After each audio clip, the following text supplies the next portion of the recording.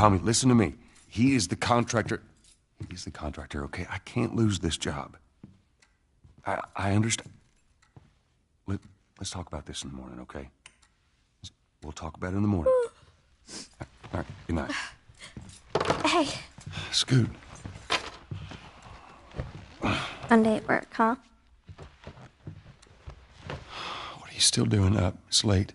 Oh, crud, what time is it? It's way past your bedtime. But it's still today. Honey, please not right now. I do not have the energy for this. Here. What's this? Your birthday?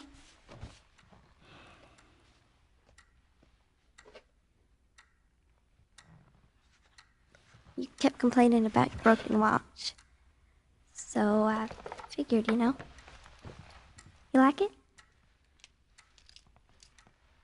Honey, this is... It's what? Nice, but I think it's stuck. It's not... What? No. Oh, ha ha. Where did you get the money for this? Drugs. I sell hardcore drugs. Oh, good. You started helping out with the mortgage then. Yeah, you wish.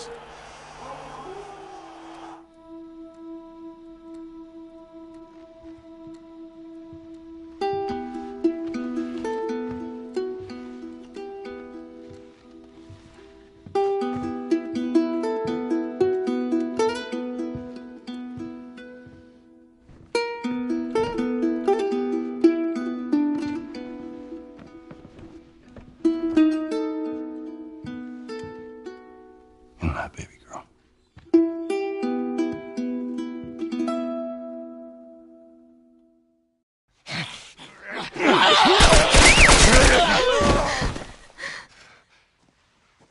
It's okay, baby. We're safe. We're safe. Hey, we need help. Stop! Please. It's my daughter. I think her leg is broken. Stop right there! Okay. We're not sick. Got a couple of civilians on the outer perimeter. Please advise. Daddy, what about Uncle Tommy? We're gonna get you to safety and go back for him, okay? Sir, there's a little girl. But... Yes, sir.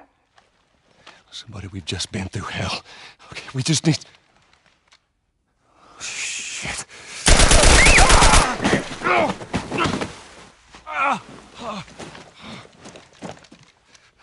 Please don't.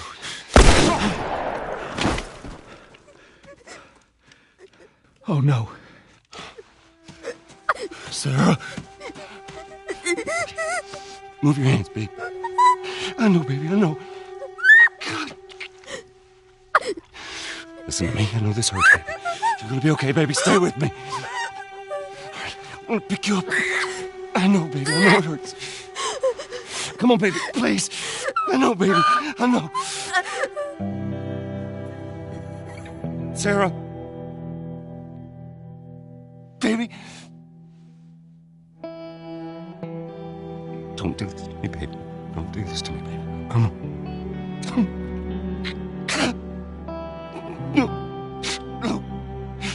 No. No, no. Please. Please don't do this. Please.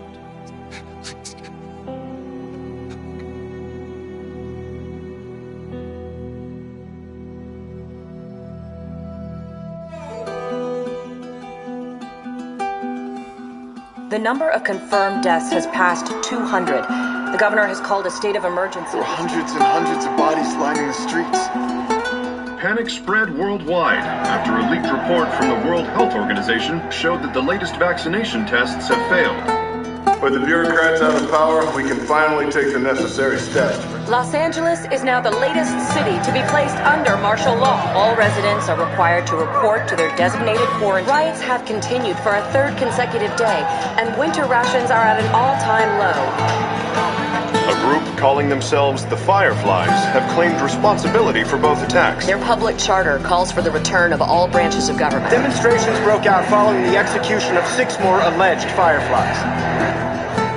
You can still rise with us. Remember, when you're lost in the darkness, look for the light. Believe in the Fireflies.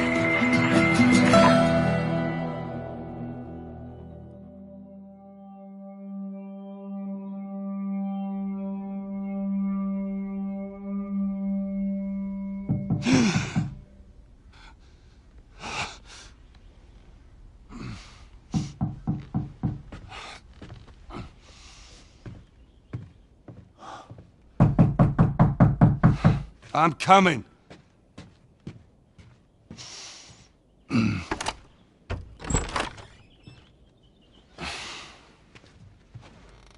How was your morning?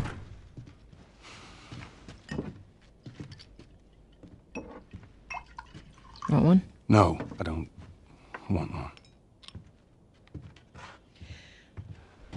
Well, I have some interesting news for you. Where were you, Tess? West End District. Hey, we had a drop to make. We had a drop to make. Well, you wanted to be left alone, remember? So I'll take one guess. The whole deal went south and the client made off with our pills. Is that about right? Deal went off without a hitch. Enough ration cards to last us a couple of months, easy. You want to explain this? I was on my way back here, and I got jumped by these two assholes, all right? And yeah, they got a few good hits in, but... Look, I managed. Give me that. Are these assholes still with us? Well, that's funny. At least find out who they were. Yeah, look, they were a couple of nobodies. They don't matter. What matters is that Robert fucking sent them. Our Robert. He knows that we're after him. He figures he's gonna get us first. Son of a bitch, he's smart. No. He's not smart enough. I know where he's hiding. Like hell you do. Old warehouse in Area 5. Can't say for how long, though. Well, I'm ready now, yeah? Oh, I can do now.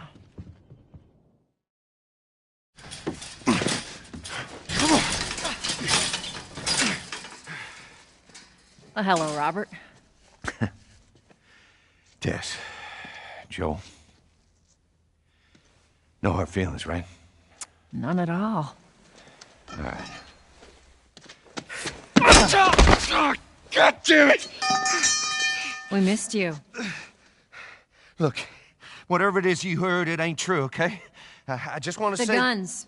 You want to tell us where the guns are?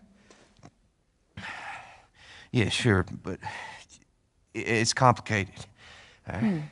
Look, all right, just hear me out on this. I got... Fuck. Stop! Oh. Quit your squirming. You were saying? I sold him. Excuse me. I didn't have much of a choice. I owed someone. You owed us. I'd say you bet on the wrong horse. I just need more time. Just, give me a week. You know, I might have done that if you hadn't tried to fucking kill me. Come on, it won't Who like has that. our guns? I can't. Just give me a couple... Who has our guns? It's the Fireflies. I owed the Fireflies. What? Look, they're basically all dead. We can just go in there, finish them off. We get the guns. What do you say? Come on. Yeah, fuck those Fireflies. Let's go get them. That is a stupid idea.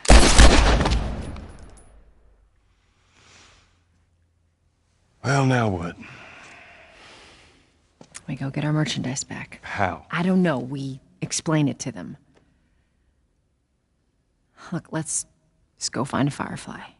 You won't have to look very far. There you go. Queen Firefly. Why are you here? Business. You aren't looking so hot. Where's Robert?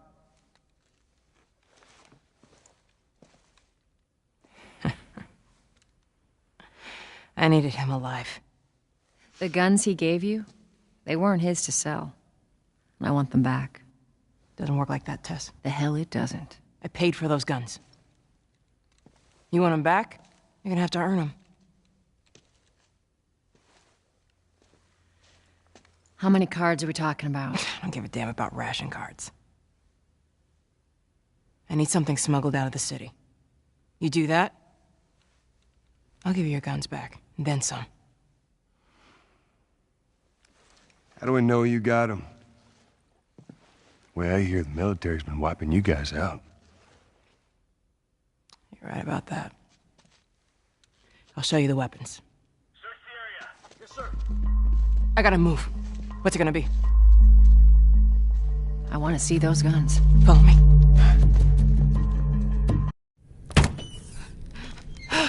Whoa. Come on now. Get on up. Fuck away from Hey! Let her go. Well, you're recruiting kind of young, aren't you? She's not one of mine. Oh, shit. What happened? Don't worry, this is fixable. I got his help. But I can't come with you. Well, then I'm staying. Ellie, we won't get another shot at this. Hey, we're smuggling her? There's a crew of Fireflies that'll meet you at the Capitol building. That's not exactly close. You're capable. You hand her off, come back, the weapons are yours. Double what Robert sold me. Speaking of which, where are they? Back in our camp. We're not smuggling shit until I see them. You'll follow me. You can verify the weapons. I can get patched up. But she's not crossing to that part of town. I want Joel to watch over her. Whoa, I don't think that's the I'm not best Ellie. idea. with him. How do you know them? I was close with his brother Tommy. Said if I was ever in a jam, I could rely on him. Was that before or after he left your little militia group? He left you too. He was a good man. I could just take her to the North Tunnel and wait for me there. Jesus Christ. Just cargo, Joel. No more talking. You'll be fine. Now go with him. Don't take long. And you, stay close. Let's go.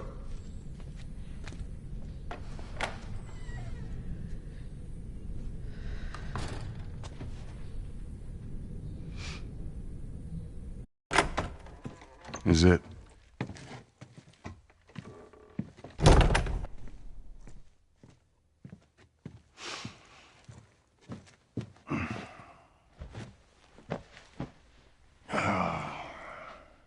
What are you doing?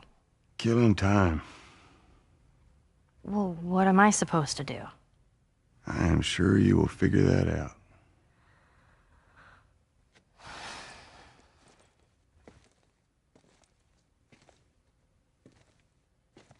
Your watch is broken.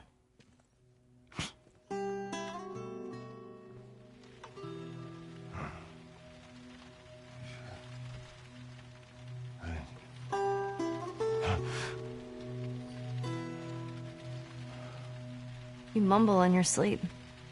I hate bad dreams. Yeah, me too.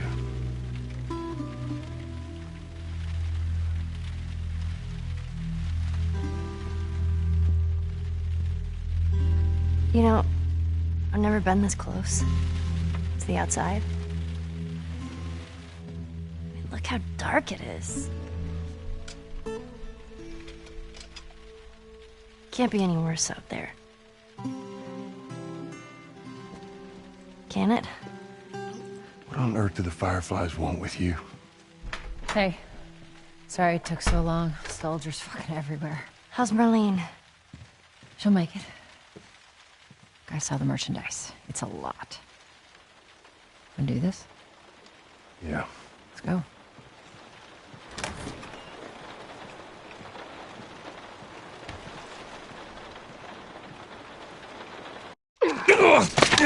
Don't do anything stupid.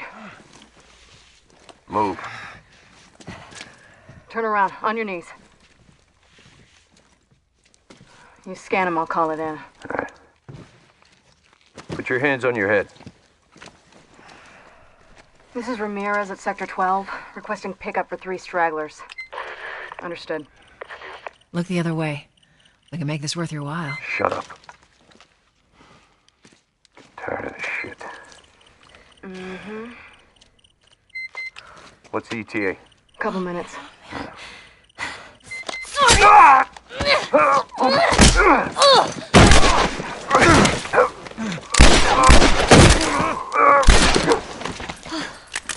Oh, fuck! I thought we were just gonna hold him up or something. Holy shit. Look. Jesus Christ. Marlene set us up? Why the hell are we smuggling an infected girl? I'm not infected. No? Was this lying? I can explain. You better explain fast. Look at this. I don't care how you got infected. It's 3 weeks old. No, everyone turns within 2 days, so you stop bullshitting. It's 3 weeks. I swear. Why would she set you up?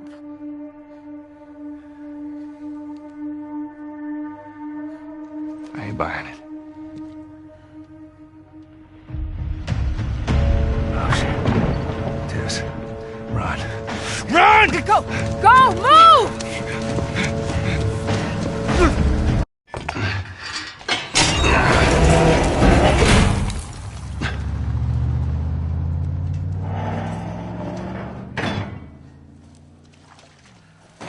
All right, they're gone. Look, what was the plan? Let's say that we deliver you to the Fireflies. What then? Marlene, she said that they have their own little quarantine zone with doctors there still trying to find a cure. Yeah, we've heard that before, huh, Tess? And that whatever happened to me is the key to finding a vaccine. Oh, Jesus. It's what she said.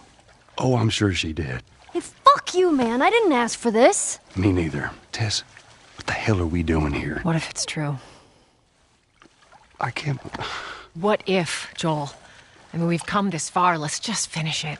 Do I need to remind you what is out there? I get it.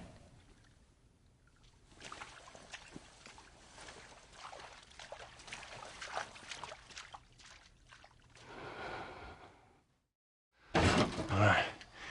Now watch your step as you're going up, because it's going to be a little...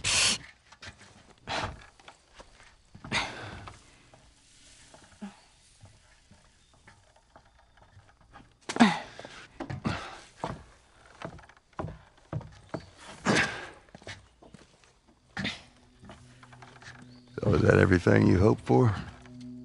Jury's still out. But man, can't deny that view. Come on, this way. Hey, let's pick it up.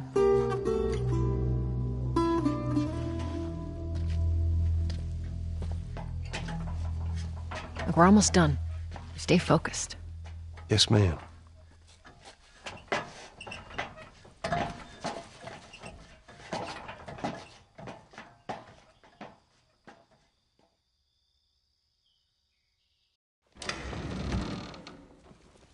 No.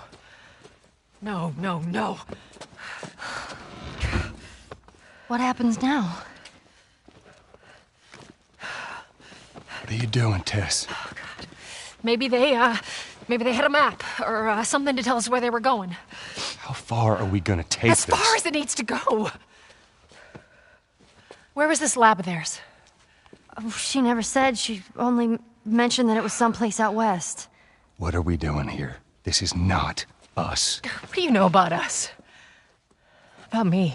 I know that you are smarter than this. Really?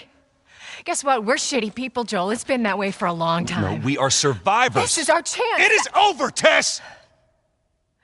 Now, we tried. Let's just go home. I'm not going anywhere. This is my last stop. What? Our luck had to run out sooner or later. You going on? No, don't! Don't touch me. Holy shit. She's infected. Joel. Let me see. didn't mean for Show it to me. Oh, Christ. Oops, right? Give me your arm. This was 3 weeks. I was bitten an hour ago, and it's already worse. This is fucking real, Joel. You've got to get this girl to Tommy's. He used to run with this crew. He'll know where to go. No. That was your crusade. I am not doing that. Yes, you are. Look. There's enough here that you have to feel some sort of obligation to me, so you get her to Tommy's.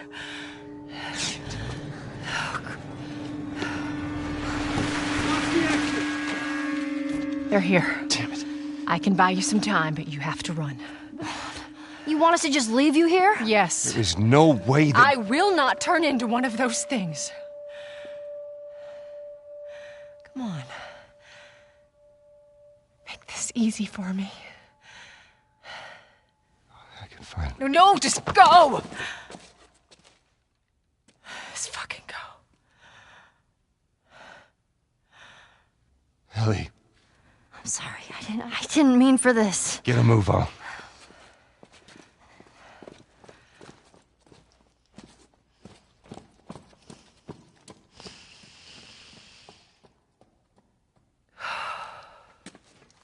You know you're in there. Drop your weapons and come out with your hands up.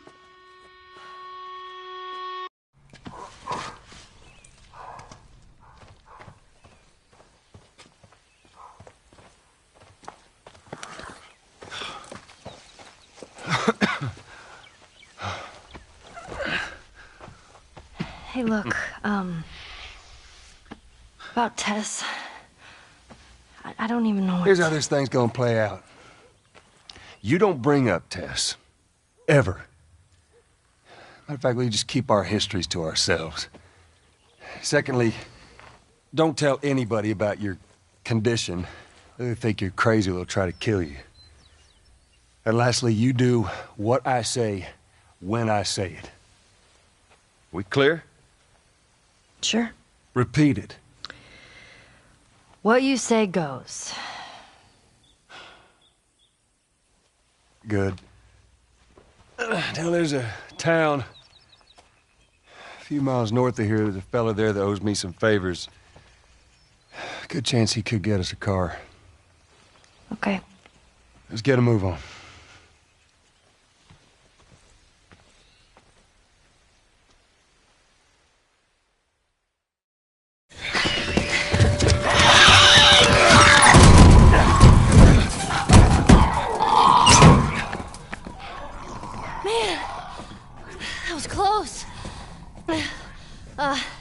Thanks for the heroics and all.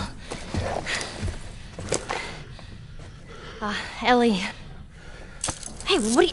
Joel? Bill! What are you doing? Bill! Let me go. Turn around and get on your knees. Just calm down a second. Turn around All right. and get on your knees. Don't test me. Just take it easy. Any bites? Oh. Anything sprouting? Oh, God damn it, I'm clean! If I see so much as a drip. Ow! Stop! Son of a bitch! You done? Am I done? You come into my house, you set off all my traps, you damn near break my shooting arm. Who the fuck is this punk and what's she doing here? I am none of your goddamn business, and we're here because you owe Joel some favors. And you can start by taking these off. I owe Joel some favors. Is some kind of joke? I'll cut to the chase. I need a car. Well, it is a joke. Joel needs a car. Well, if I had one that works, which I sure as hell don't, what makes you think I'd just give it to you? Huh? Yeah, sure, Joel, go ahead. Take my car. Take all my food, too, while you're at it. By the looks of it, you could lose some of that food. Listen to me, you little shit. No, fuck you! You handcuffed me! I need you to shut up. All right? Whatever favors you think I owe you ain't worth that much. Actually, Bill, they are. Well, it don't matter, because I don't have a car that works. But there is one in this town. Parts. There are parts in this town. Meaning that you could fix one up.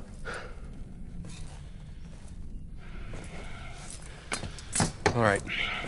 If I'm gonna do this, there's some gear I'm gonna need. All right. It's on the other side of town. Now you help me go gather it, and maybe I can put something together that runs. But after this, I owe you nothing. That's fine. A couple days from now, we'll probably be dead anyway. Good. Follow me. Whole goddamn town's booby-trapped. Best stay right on my ass. Can't miss it. Knock it off.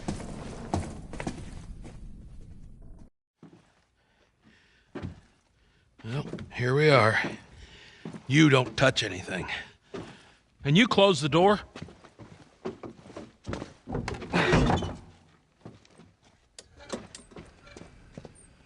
Let's gear up. What? I need a gun. No, you don't. Joel, I can handle myself. No. Just stay here. It's fine. Just wait around for you two to get me killed. Well, this goes on record as the worst fucking job you've ever taken. Yeah, it's up there. How in the hell is Tess okay with this suicide mission? It's actually her idea. Really? Well, the broad's not as smart as I thought she was. But, fuck her. Seriously, you gotta take that kid back to where you found her. I can't just take her back. Then send her packing, let her find her own way. Look, let me tell you a story. Once upon a time, I had somebody that I cared about. It was a partner. Somebody I had to look after. And in this world, that sort of shit's good for one thing. Getting you killed. So you know what I did? I wisened the fuck up. And I realized it's gotta be just me. Bill, it ain't like that. It's bullshit. It is just like that. Hey! What'd I say to you when we walked down the steps? What'd I say? I'm just fixing your stupid pile. Don't touch. God damn it. You keep babysitting long enough, and eventually it's gonna blow up in your face. Can we please just get on with it? Here. Let's get on with it.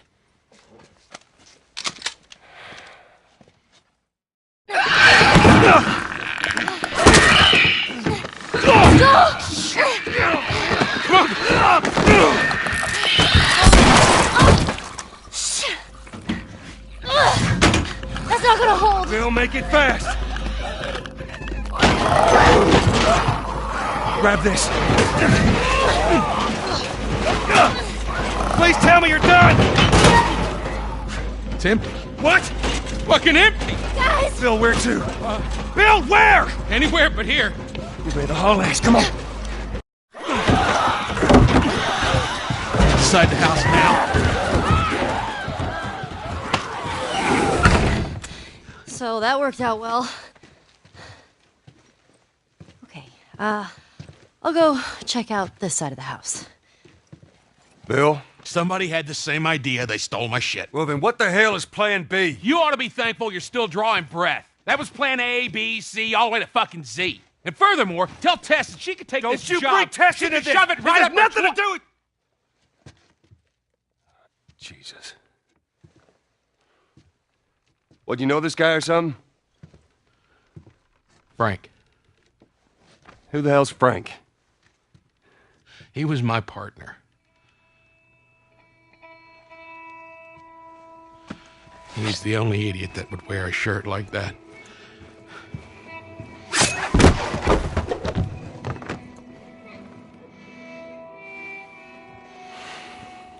He's got bites. Here. And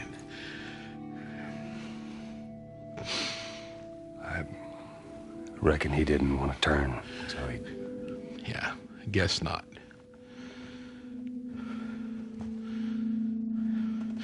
Well, fuck him.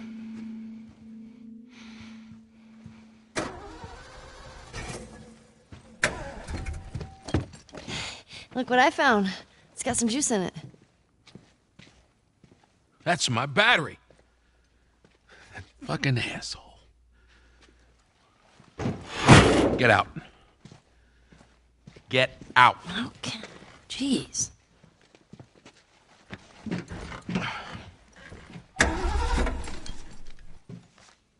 battery's drained, but cells are alive. Meaning? Meaning, we push it, get it started, and the alternator will recharge the battery. Is that your guess? Look, you wanted a plan B. This is as good as it gets. What are you thinking? Thinking you drive and we push. All right, this'll do! Stop! Just keep her running, all right? That girl nearly got us killed. You gotta admit, she did hold her own back there. You ain't gonna make it.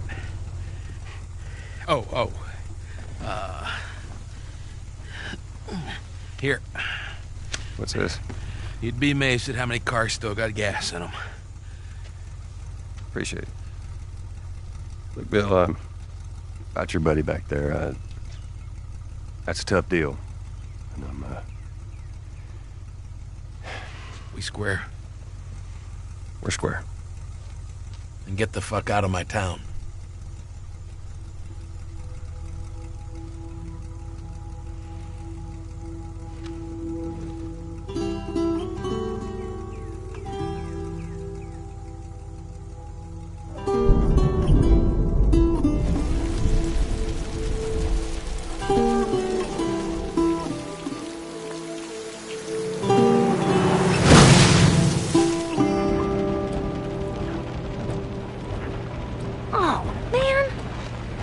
Hey, what happened to sleeping? Okay, I know it doesn't look like it, but this here is not a bad read. Only one problem.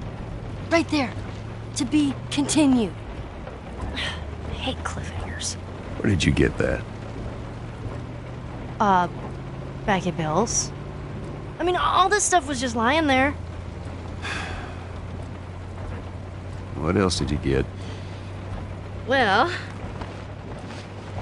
Here. This make you all nostalgic? You know, that is actually before my time. That is winter, though.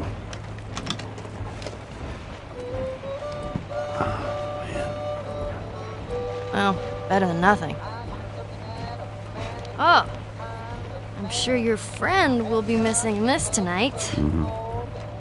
It's light on the reading, but it's got some interesting photos. Now, Ellie, that ain't for kids. Whoa! How the hell would he even walk around with that thing? Get rid of that. Well, hold your horses. I want to see what all the fuss is about. Oh. Why are these all stuck together? I'm just fucking with you. Bye-bye, dude.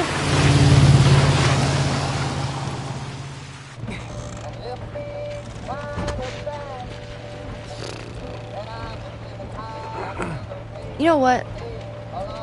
This isn't that bad. Why don't you try to get some sleep? All right. I'm not even tired.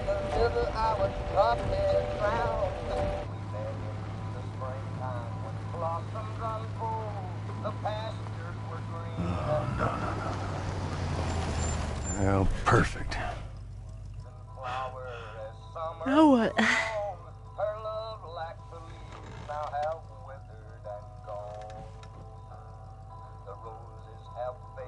Screw it.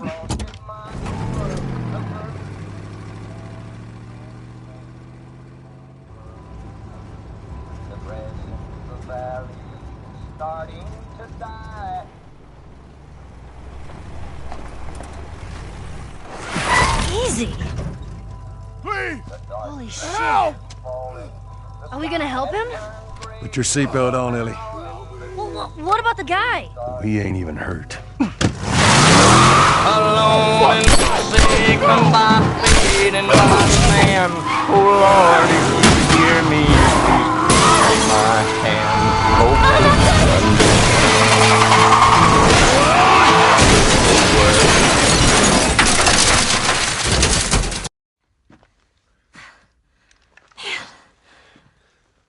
I shot the hell out of that guy, huh?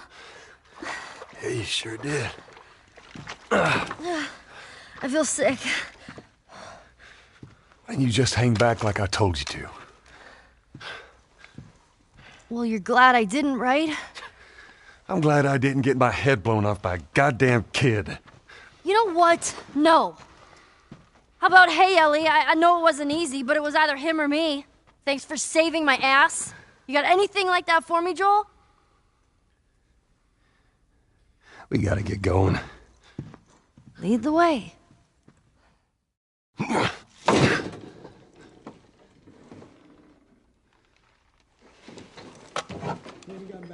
Oh, shit. Come here, keep your head down. All right, now, I'm gonna jump down there and I'm gonna clear us a path. What about me? You stay here. This is so stupid. We'd have more of a fucking chance if you let me help. I am. You seem to know your way around a gun. You reckon you can handle that? Well, I sort of shot a rifle before, but it was at rats. Rats? With BBs. Well, it's the same basic concept. Lift it up. All right, now, you're going to lean right into that stock, as it is going to kick a hell of a lot more than any baby rifle. Okay. Go and pull the bolt back. Grab it right there. Just tug it. There you go. And as soon as you fire, you're going to want to get another round in there quick. Listen to me. If I get into trouble down there, you make every shot count. Yeah. I got this. All right.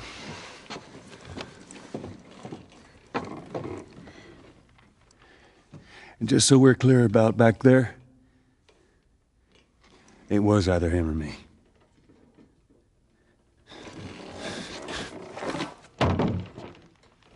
You're welcome.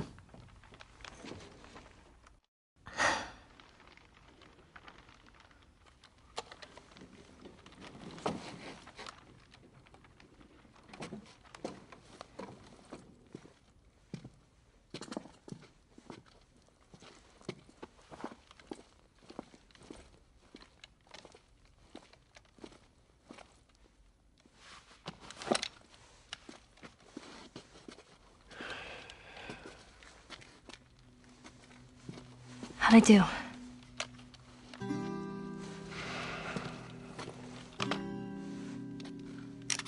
about something a little more your size? It's for emergencies only. Okay.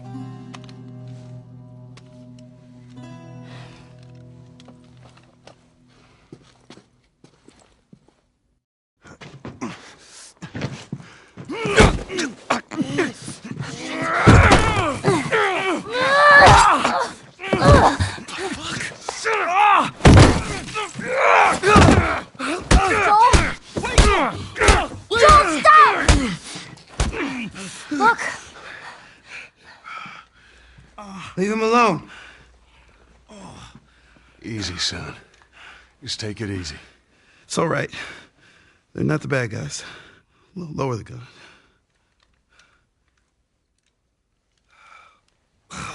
Man, you hit hard. Yeah, well, I was trying to kill you. Yeah, I thought you were one of them, too. Then I saw you. If you haven't noticed, they don't keep kids around. Survival of the fittest. You're bleeding. It's just nothing. I'm Henry. This is Sam. I think I caught your name was Joel. Ellie. How many are with you? They're all dead. Hey, we don't know that. There were a bunch of us. Someone had the brilliant idea of entering the city, look for supplies. Those fuckers, they ambushed us, scattered us. Now it's all about getting out of this shithole. We can help each other. Ellie. Safety in numbers and all that. She's right. We could help each other. We got a hideout not too far from here. Be safer if we chat there. All right, take us there. Welcome to my office. How long have you guys been holed up in here? A few days. We found a bit of food, though. Here. Blueberries. Found a whole stash of them. You want some? No. Hey, man, relax. We're safe. So why haven't you left? Been waiting for the right opportunity. And? Here. Check this out.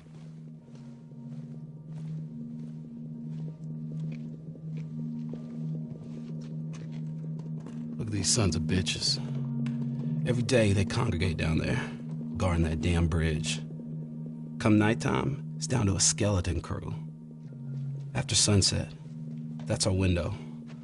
Most of them gone, sneak right past them. That could work. Oh, it'll work. It'll definitely work. Wow. All right, ready? Ow! A blueberry hurt you? It's been a while since that boy even cracked a smile. She doesn't seem bothered by all this. So where were you heading? Heard the Fireflies are based out west somewhere. We're gonna join up with them. Something funny? Oh, it just seems like there's a lot of people putting their stock on the Fireflies these days. Yeah, maybe there's a reason for that. So you don't know where they are, and you're just gonna drag him across the country to find them? I tell you what, how about I worry about my brother, you worry about your girl. Easy. We're looking for the Fireflies, too.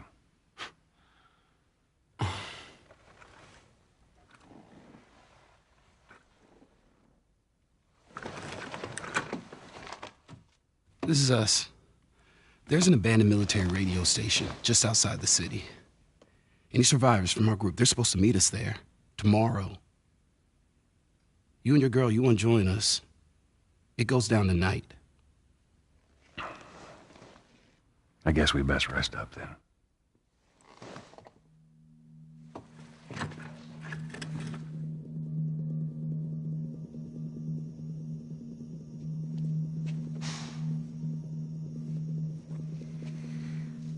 He says it's time to go.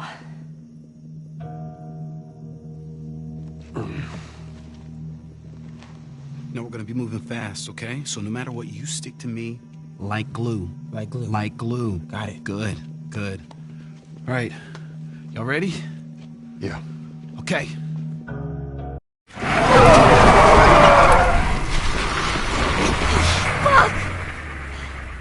How many bullets do you have left? They're gonna kill us! What other choice do we have? We jump! No, it's too high and you can't swim. I'll boost you up, you run past them.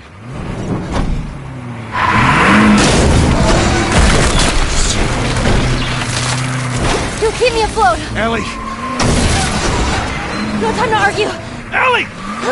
Damn it! Ah!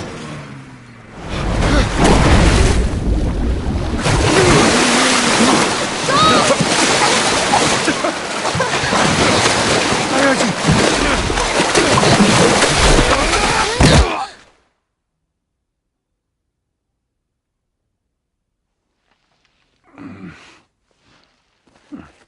Henry! He's awake! Hey, you. We're alive. Okay. See? What'd I tell you, huh? He's good. Everything's fine. You know, Sam's the one who spotted you. You guys are taking quite a bit of water. What's wrong? Henry! Get back, son! Hey. He's pissed, but he's not gonna do anything. You sure about that? Stop! Joel? He left us to die out there. No, you had a good chance of making it, and you did. But coming back for you meant putting him at risk. Stay back. If it was the other way around, would you have come back for us? I saved you. He saved me too. We would have drowned.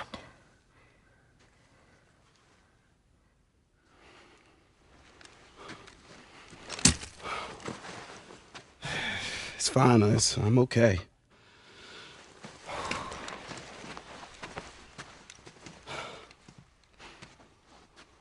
You know, for what it's worth, I'm really glad we spotted you.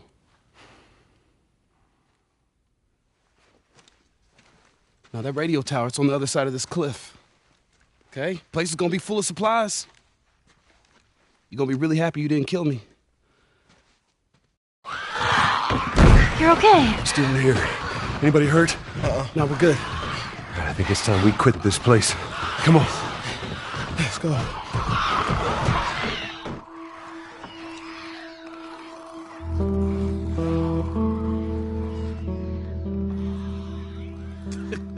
Shut the hell up.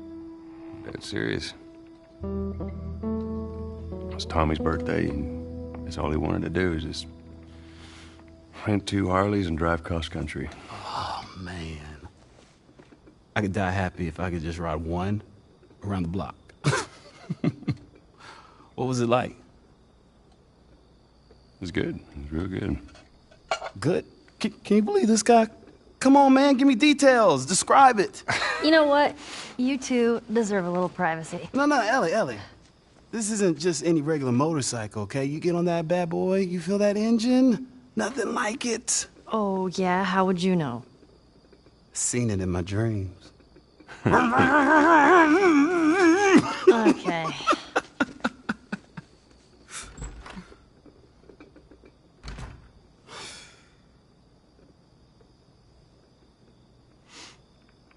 I don't think anyone from my group is gonna show up. Yeah. Worst part about it all, explaining it to Sam.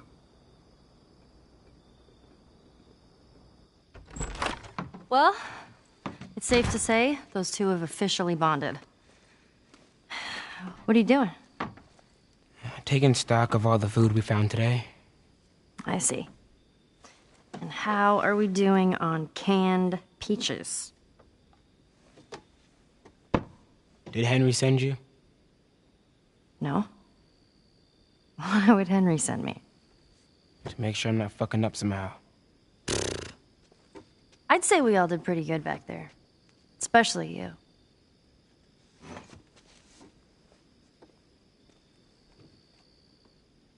Is everything all right? Yeah, everything's fine. Okay. Well, have a good night. How is it that you're never scared? Who says that I'm not? What are you scared of? Let's see. Scorpions are pretty creepy. Being by myself. I'm scared of ending up alone. What about you? Those things out there. What if the people are still inside?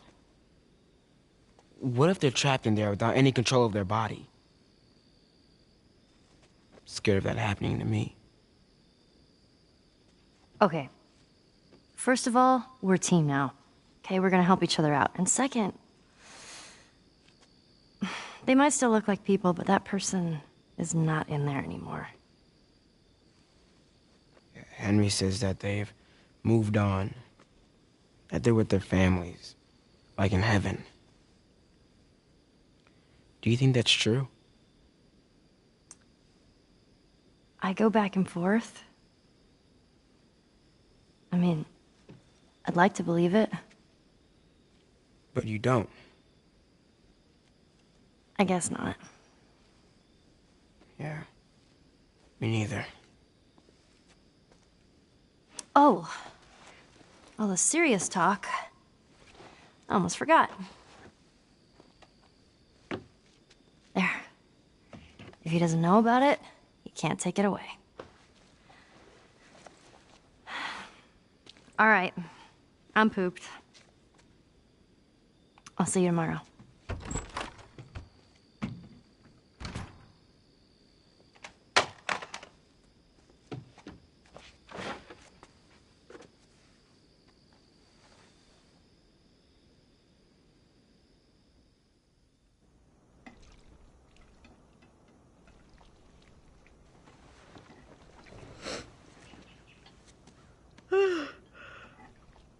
Sam!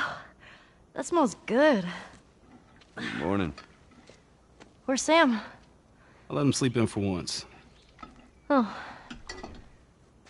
Well, if you want him to join us, you can go wake his ass up. Okay.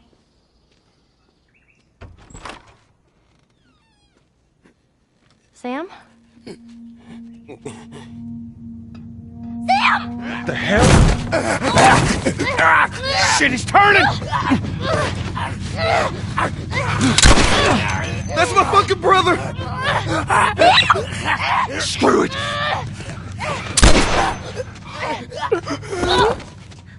Shit! Chloe? Ellie, are you alright? Oh my god. Sam? Oh no. Sam? Henry? Ellie, stay there. Henry? What have you done? I'm gonna get that gun from you, okay? Oh, okay, easy. It's your fault. This is nobody's fault, Henry. It's all your fault! Henry! Henry, no! Oh my god.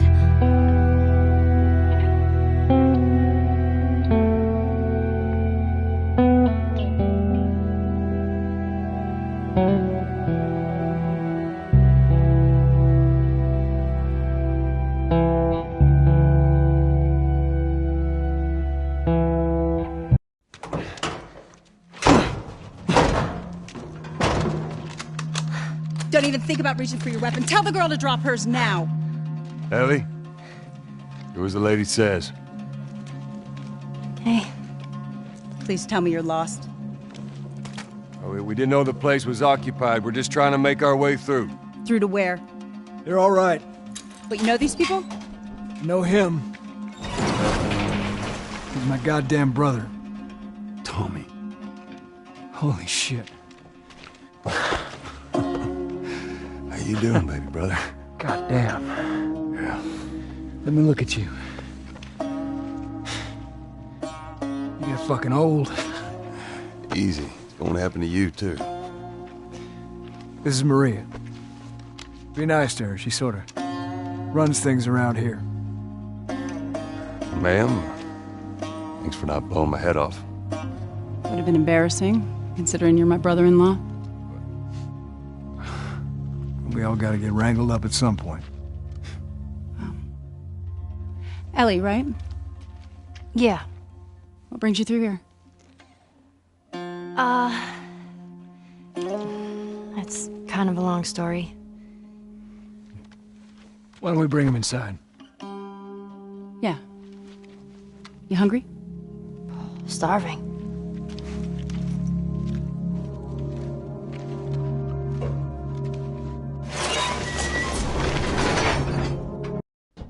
It's quite the crew you got here.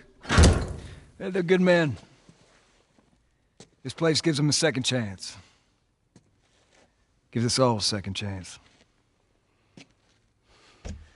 So why'd you leave Boston? I've been on quite the adventure, little brother.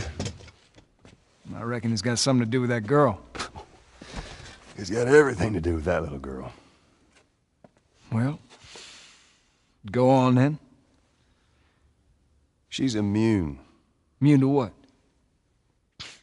I've seen her, I know, I've seen her breathe enough spores to take down a dozen men, and nothing. Now, I wouldn't have believed it neither, but I can show you. All right. I'll bite. Why bring her here? I was supposed to deliver to the Fireflies. The way I figure they're your boys. You finish the job, you collect the whole damn payment. I haven't seen a Firefly in years. You know where they are.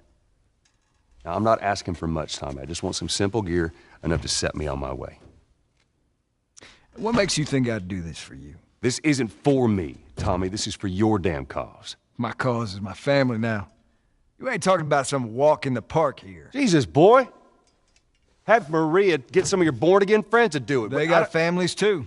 Tommy, I need this.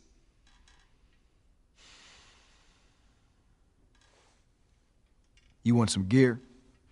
Sure. But I ain't taking that girl off your hands. This is how you gonna repay me, huh? Repay you? For all those goddamn years I took care of us. Took care? That's what you call it? I got nothing but nightmares from those years. You survived because of me. It wasn't worth it. I bring you the cure from mankind, and you want to play the pissy little brother. We ain't back in Boston. You lay your hands on me again, it won't end well for you. The hell is that? We're under attack.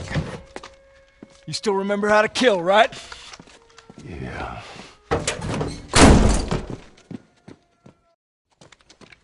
You okay? Yeah, I'm fine. Joel! Oh man, they were coming in from every direction. Then Maria was like, "We gotta run!" And so we dove over these tables, and this huge guy blasted with a shotgun. Slow down. Listen, hey, are you hurt? No. God damn it. I need to talk to you. Absolutely not. You tell him to go find somebody else. Maria, I can't have this hanging over my head. Do you have any idea how many men we lost here today? Hey, what's that all about? Does that have anything to do with me? We'll talk about it later.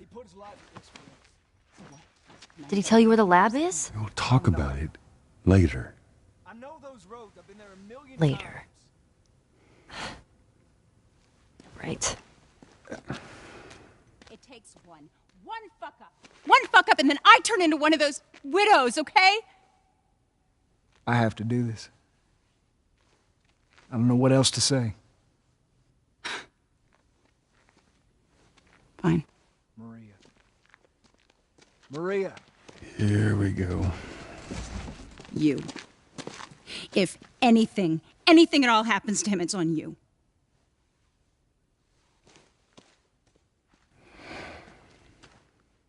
She's thankful, you know.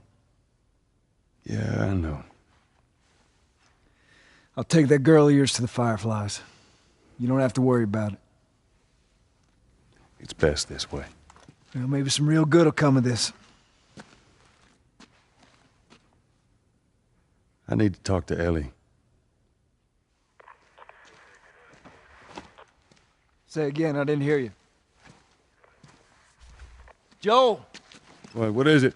That girl of yours. She took one of our horses and rode off. Damn it. Which way? Come on.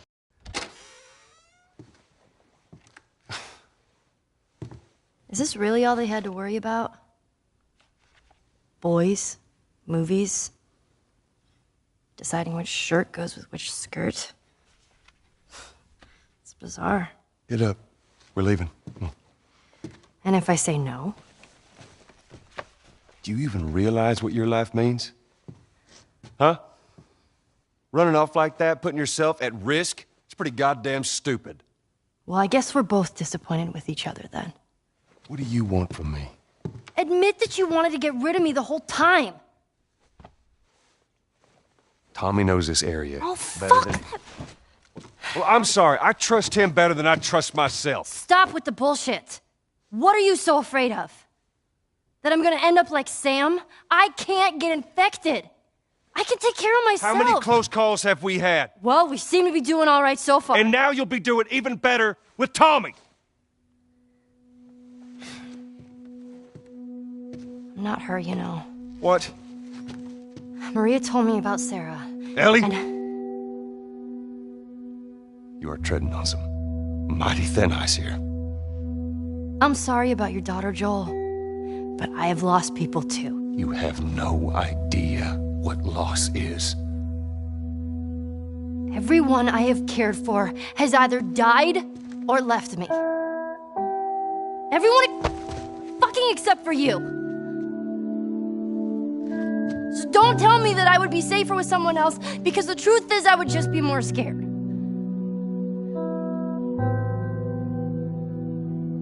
You're right.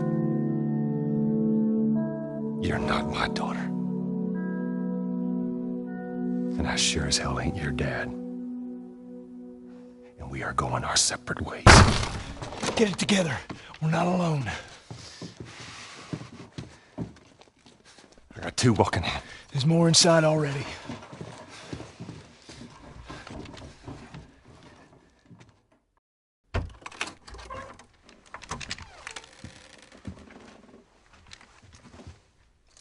We're clear.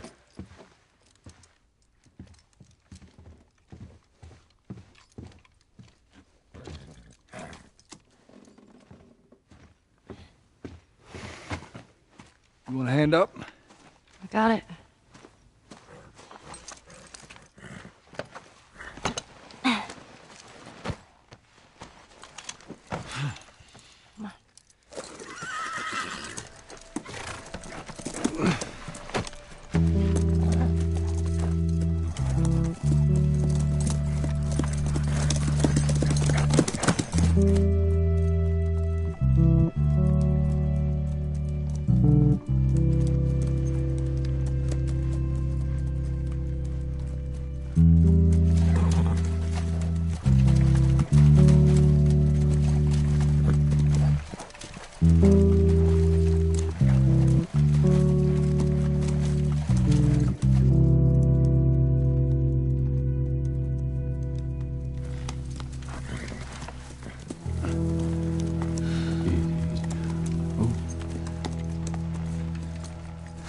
There she is.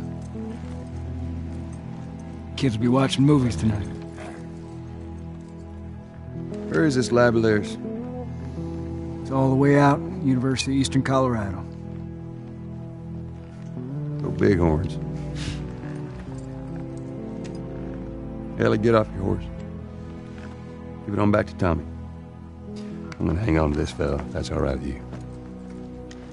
Go on, don't make me repeat myself. What are you doing? Your wife kind of scares me. I don't want her coming after me. Sorry for stealing your horse. Look, come back to town. Let's discuss it at least. You know me, my mind's all made up. University, Eastern Colorado. How do I find this lab? It's in the science building. Looks like a giant mirror. You can't miss it. Take care of that wife of yours. There's a place for you here, you know? You good? I'm good. Adios, little brother.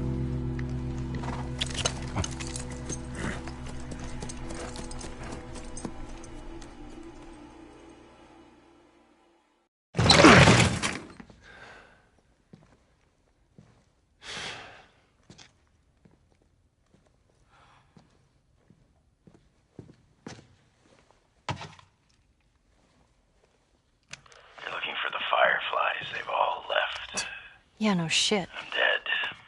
Or I will be soon. Got me some time to reflect. Been years that felt like we were... Fucking thing was a giant waste of time. I'm not gonna do this anymore. Come on. Looking for the others. They've all returned to St. Mary's Hospital in Salt Lake City. You'll find them there. Still trying to save the world. Good luck with that. Do you know where that is? I know the city. Is it far? It ain't close. I mean, on horseback. What? The fireflies? Get down! Oh!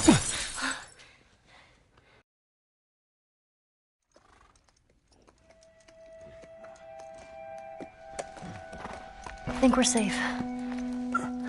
Joel? Joel? Shit. Joel, here.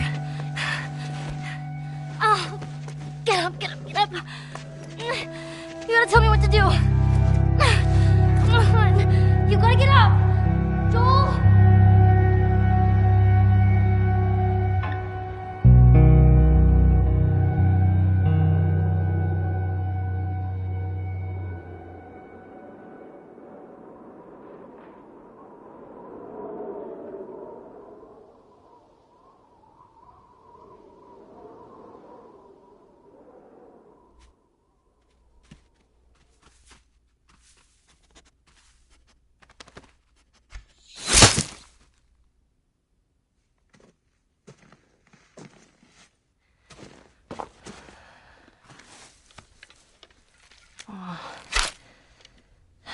This won't last very long.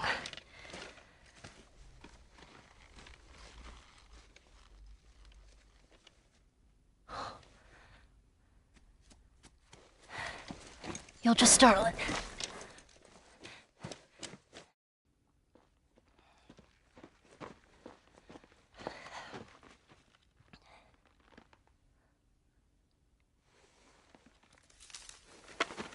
Who's there? Come out! Hello? We just want to talk. Any sudden moves and I put one right between your eyes. Ditto for Buddy Boy over there. What do you want? Name's David. This here's my friend James. We're from a larger group. Women, children. They're all very, very hungry. So am I. Women and children, all very hungry too.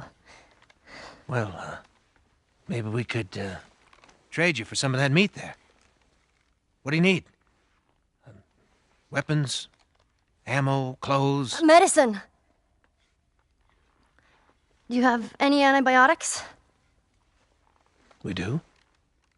Back at the camp. You're welcome to follow us I'm back. not following you anywhere.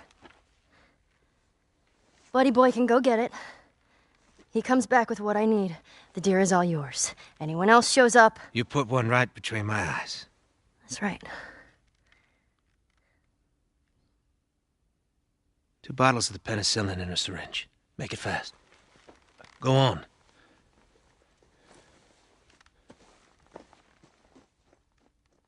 I'll take that rifle. Of course.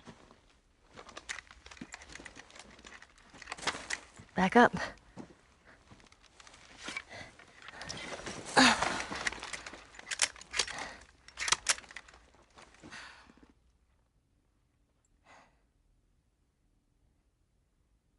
He's probably gonna be a while. You, mind if we take some shelter from the cold? Bring him with us.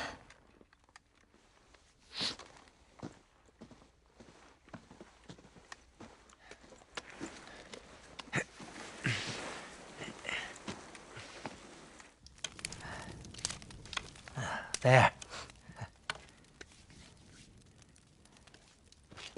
You know, you really shouldn't be out here all on your own. I don't like company. I see. What's your name? Why? Look, I understand it's not easy to trust a couple of strangers. Whoever's hurt, you clearly care about them. I'm sure it's gonna be just fine. We'll see.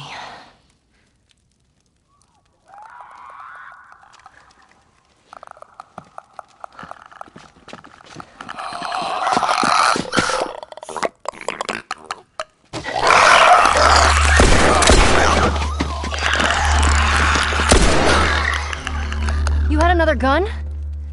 Sorry. Hey, I'd really like my rifle back now. No, you have your pistol. Hope you know how to use that thing. I've had some practice. Well, you handled yourself pretty nice back there. Whew. I'd say we make a pretty good team. We got lucky. Lucky? No. No such thing as luck. Now, you see, I believe that everything happens for a reason. Sure. I do. And I can prove it to you. Now, this winter, that's been especially cruel. A few weeks back, I sent a group of men out to a nearby town to look for food. Only a few came back. They said that the others had been slaughtered by a crazy man. And get this, he's a crazy man traveling with a little girl. You see, everything happens for a reason. Don't get upset. It's not your fault. I'm just a kid. James, lower the gun. No way, David. I'm not gonna let her go. Lower the gun.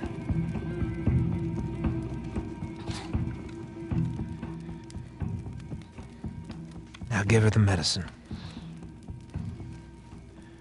The others won't be happy about this. Yeah, well, that's not your concern.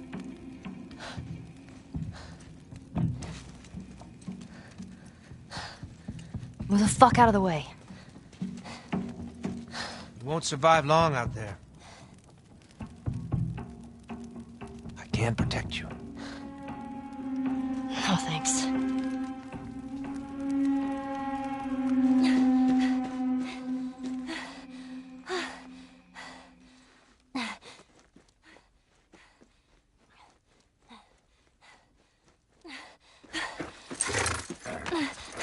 Let's get out of here.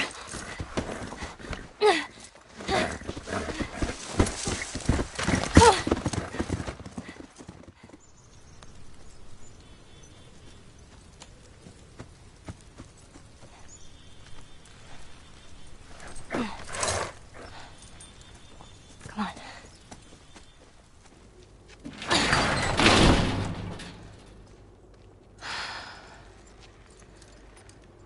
Okay.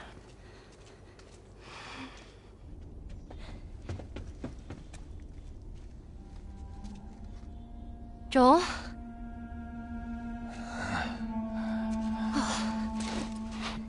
I only managed to get a little bit of food.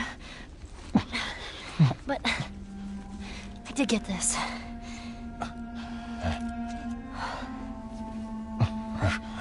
Move your arm. Oh.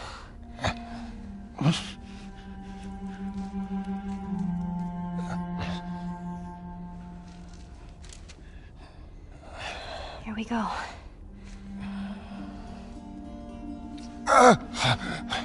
Sorry.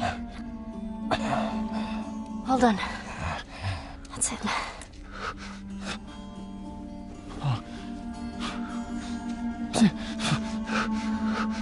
You're gonna make it.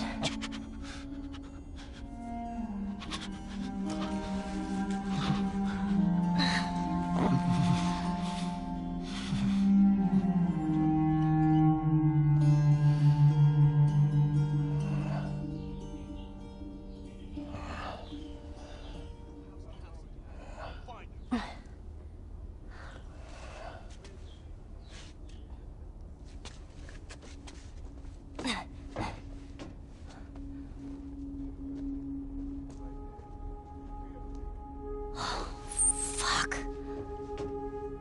They tracked me.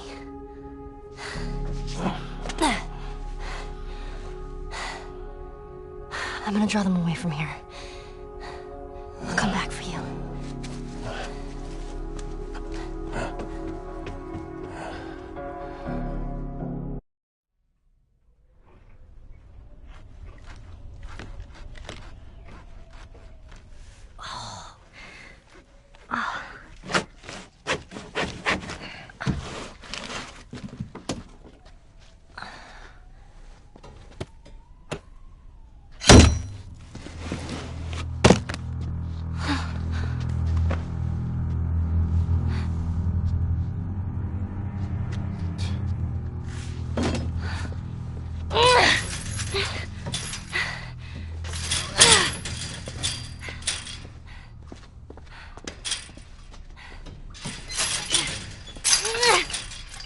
How are you feeling?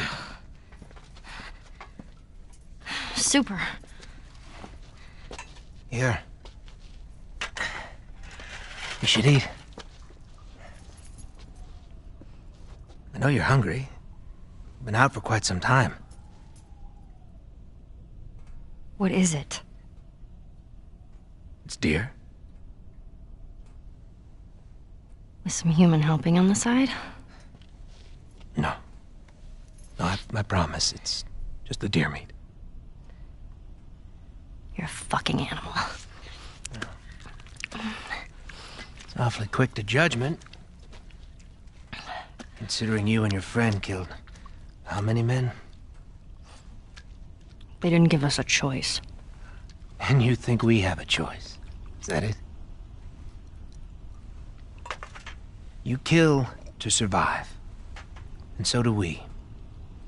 We have to take care of our own, by any means necessary. So now what? You gonna chop me up into tiny pieces? I'd rather not. Please tell me your name. You're so full of shit. the contrary. I've been quite honest with you. Now I think it's your turn. It's the only way I'm gonna be able to convince the others. Convince them of what? That you can come around. You have heart. You're loyal. And you're special. Oh.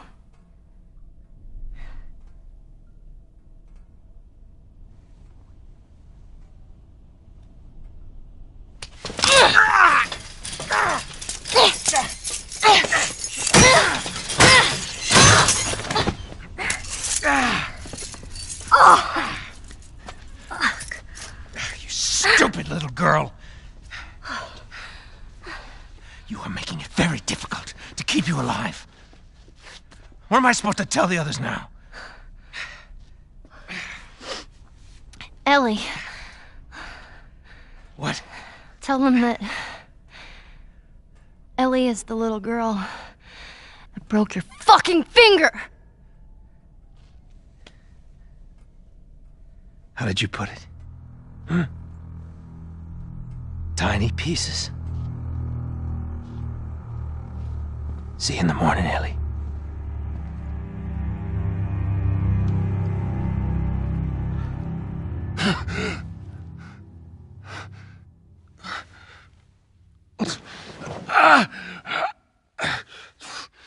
Ellie.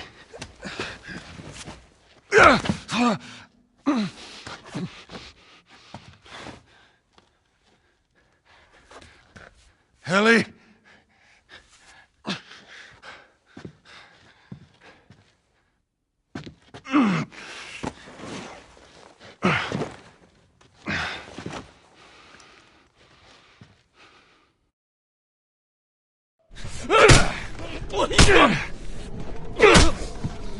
What the?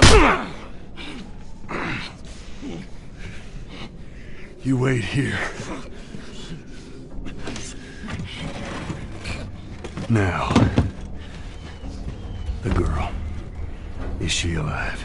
What girl? I don't know no girl. Fuck! Focus right here, right here. I'll pop your goddamn knee off. The girl.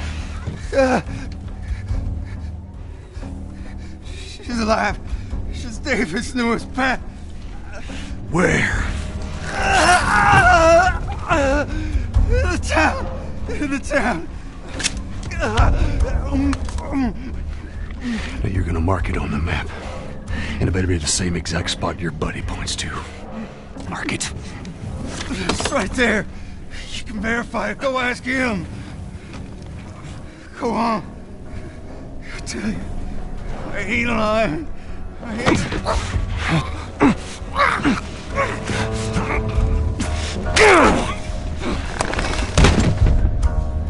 Fuck you, man. He told you what you wanted.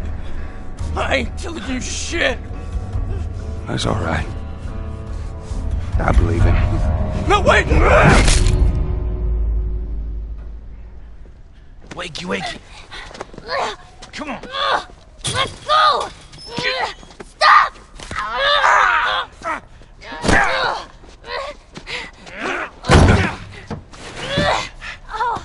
I warned you. I'm infected! I'm infected! Really? So are you. Right there. Roll up my sleeve. Look at it! I'll play along.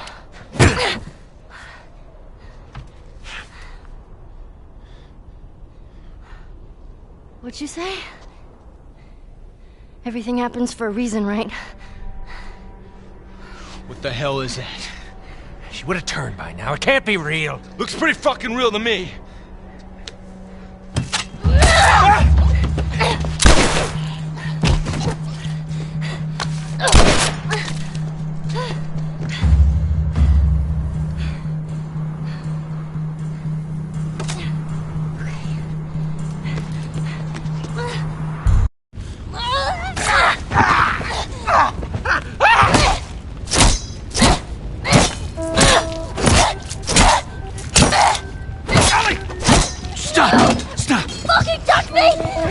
Okay, it's me.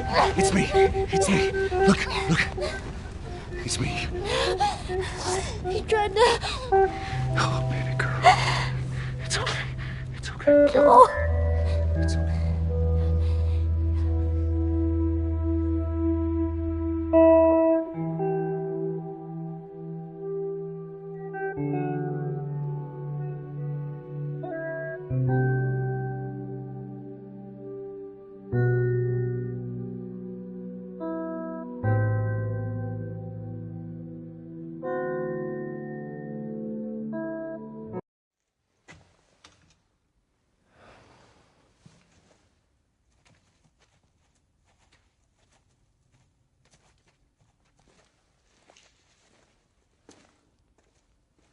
We don't have to do this.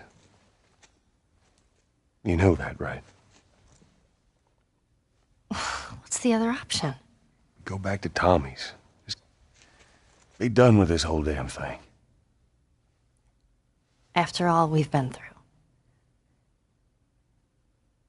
Everything that I've done. It can't be for nothing.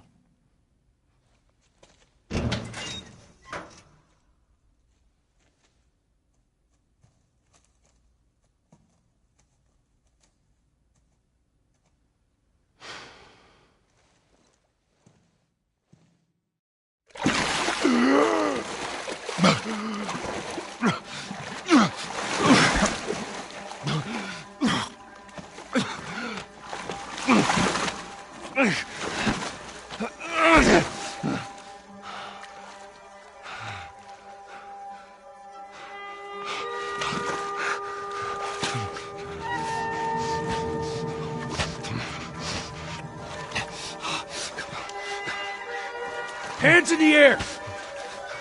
She's not breathing. Hands in the fucking air! Come on.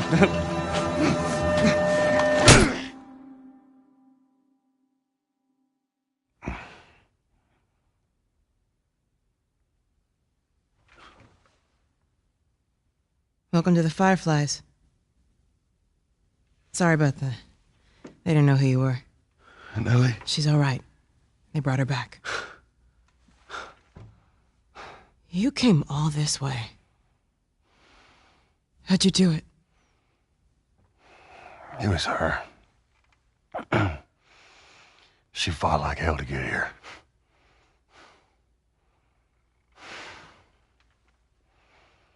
Maybe it was meant to be. I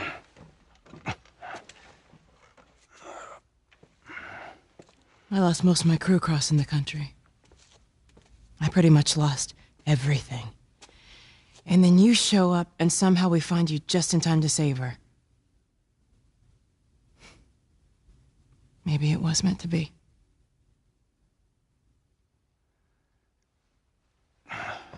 Take me to her. You don't have to worry about her anymore. We'll take care I of her. worry. Just let me see her, please. You can't. She's being prepped for surgery. The hell do you mean, surgery? The doctors tell me the cordyceps, the growth inside her, has somehow mutated.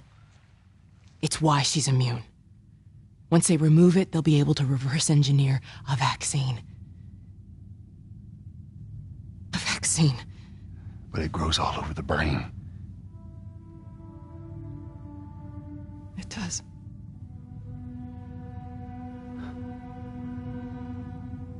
Find someone else. There is no one else.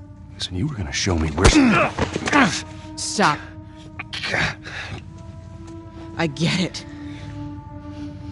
But whatever it is you think you're going through right now is nothing to what I have been through. I knew her since she was born. I promised her mother I would look after her. Then why are you letting this happen? Because this isn't about me, or even her. There is no other choice here.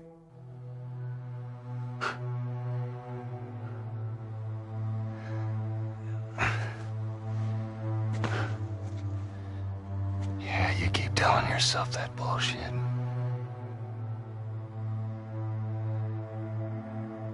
March him out of here.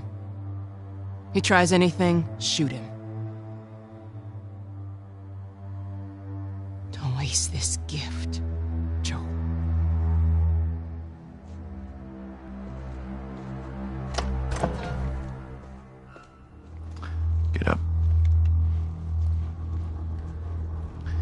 I said get up.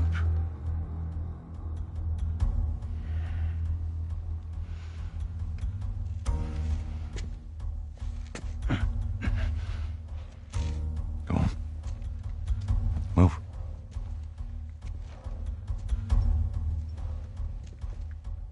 I said move. Give me an excuse. Which way?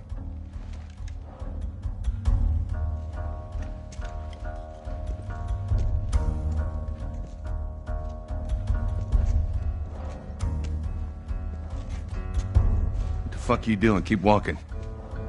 I said keep walking. Where is the operating room? I ain't got time for this. Where? Where? Top floor, the far end.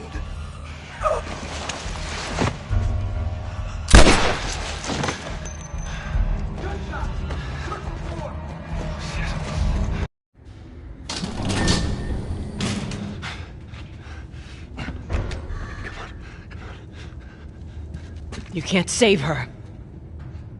Even if you get her out of here, then what? How long before she's torn to pieces by a pack of clickers? That is, if she hasn't been raped and murdered first.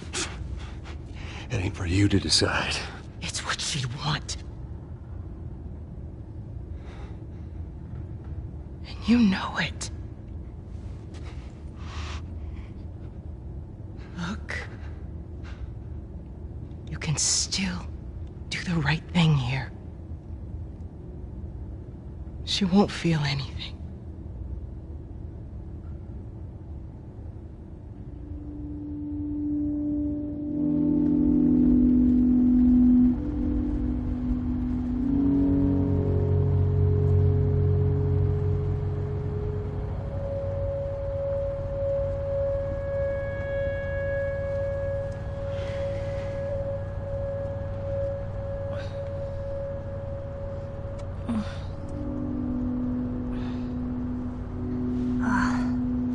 What the hell am I wearing? Just take it easy. Drugs are still wearing off.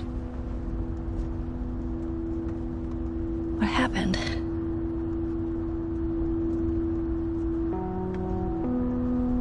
We found the fireflies.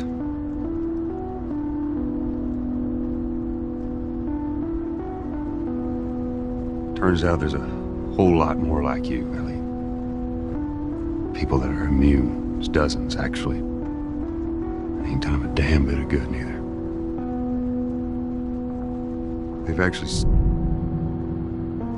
They've stopped looking for a cure.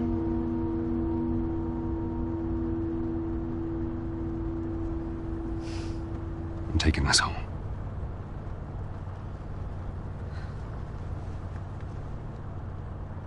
I'm sorry.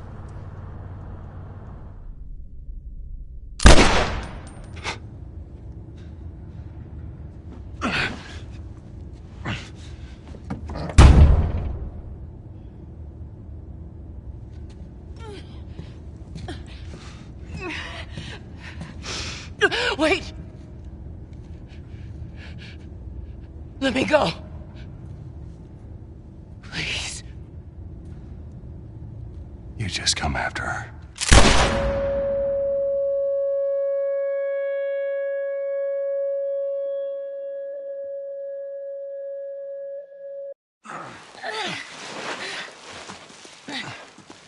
All right, come on. Hey, wait.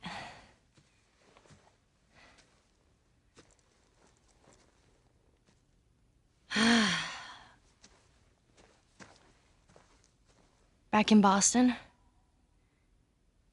back when I was bitten, I wasn't alone. My best friend was there. And she got bit too.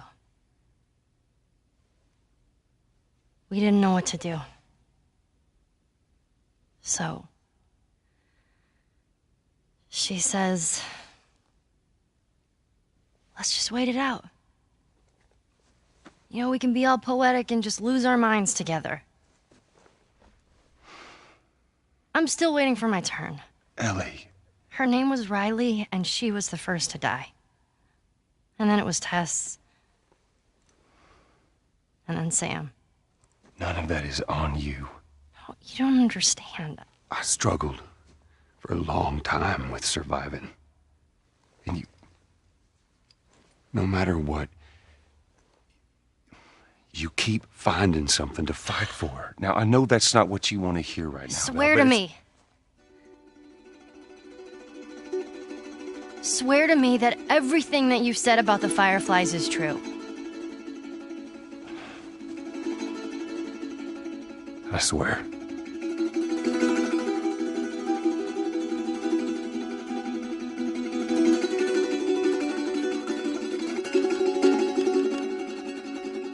Okay.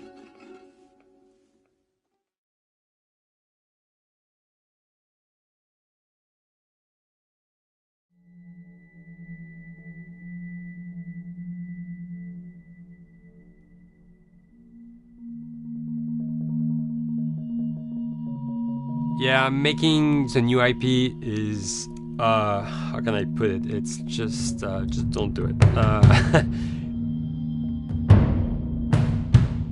It's insane. I mean, it's a very difficult process. You have more questions than you have answers, especially when you come from like, you've been making Uncharted 1 and Uncharted 2, just kind of like, now like things are going, you just kind of like good momentum, and then suddenly that momentum like just drops, it stops. It's a very challenging process to create a new IP, and you're gonna fail over and over again, but that's what it takes. New IPs are really hard. They're hard because you don't know what's fun yet. You're building new tech, new AI, establishing new characters, new art, all this. You don't get that controller in your hand for like 6 months to a year. You don't know what it is yet. I remember like ages ago coming on the project and what are the Infected gonna do? Like, what are they gonna do? They're gonna behave like this. I'm like, okay, we're like trying to imagine what's gonna happen. Fast forward like 4 months, they don't do that at all because it didn't work, right? It's hard mode, right? Like it's game development on expert. There's a big thing about making a game, right? Which is a game has to be fun. You get your first build where everything's working. You got player mechanics. You can walk around the world. You can shoot. You can melee attack people. You've got the AI in there. They're very intelligent, very difficult, and it's totally not fun because they snuck up behind you and murdered you in a second, and there was no way to figure out what was going on. We're making a game, by the way. Hey, James.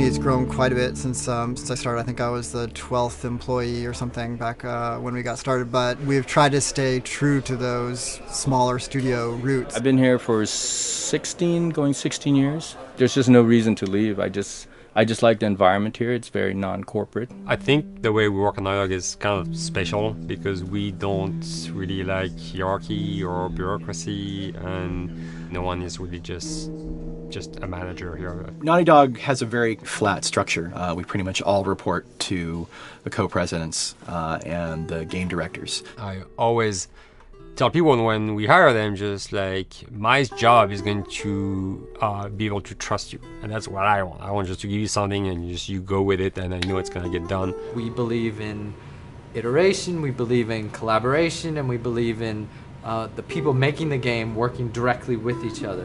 When we have designers and artists, animators all mixed up, anybody that's working on the same tasks, the same characters, the same areas, put them next to each other so they can communicate a lot better. We don't have a lot of meetings because if you need something to get done, you just walk over and you talk, and then you go back to your desk and you finish it up. And I really like that. I like when I just walk in the office and I see just designers talking with the programmers or programmers over the animators and talking to them. I think that's when really the magic happens. Naughty Dog, we really try to cultivate a culture where anybody can criticize anybody else's work. And we encourage people to be blunt about it and not try to sugarcoat it too much. It takes too long to be nice sometimes. It's not personal. It's based on more like how can we make a better game. We want everybody to have a voice. We want to cut out all the bullshit if we can, making sure that people are making decisions not based on ego, but what is going to benefit the game. When you see that people trust your opinion and that they value it, it's such a great feeling. You really feel like you're working as a team on a collaborative effort. We want to sort of remember where we came from and you know why we were successful then and try to continue that success now. We make games. That's what we like to do.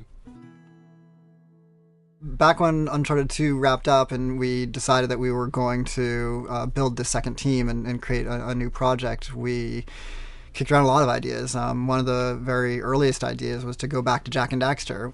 It's really near and dear to us. We really love those characters in that universe, and we think that there are some interesting stories still to be told there. We started to realize that it was not going to do justice to the franchise that the fans had fallen in love with. It would be shifting it so far in a new direction that we felt that effort would be more justified in developing a new IP.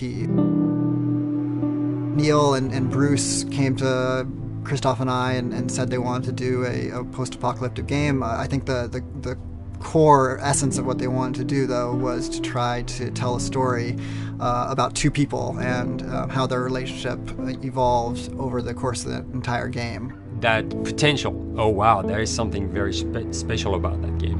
This is going to be polished. Like, you're not sure if it's gonna work or not, and you have doubts. And like, should we be doing a game like that? Should we be doing a first-person shooter? Whatever. Like, you ask yourselves all those questions. And the creative director and the game director are the core of the team that have to really see eye to eye. That's why you have that balance between like Bruce and Neil, and Neil's gonna try to push the just the story and the characters, and Bruce is going to try to push that with just the gameplay as well. And so it's kind of like those guys are just trying always to find the right balance between the two. It's a very delicate process. We feel that the interactive medium has an untapped potential to touch the feelings of the player. You have that connectivity, the fact that I'm actually in the world and participating in what's happening on the screen in front of me gives us some sort of advantage to make you feel connected with what's actually happening. At Naughty Dog, that's what we're trying to do, is pair story and gameplay together.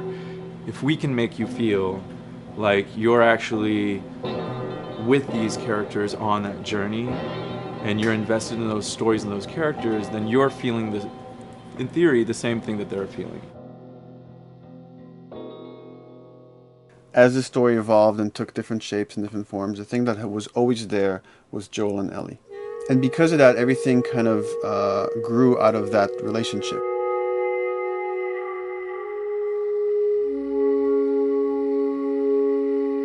We've seen kind of that role of the anti-hero change, especially over the last 3 to 5 years, to where before it was like, the thick-neck mercenary kind of guy. For this game specifically, for this story, we needed something new.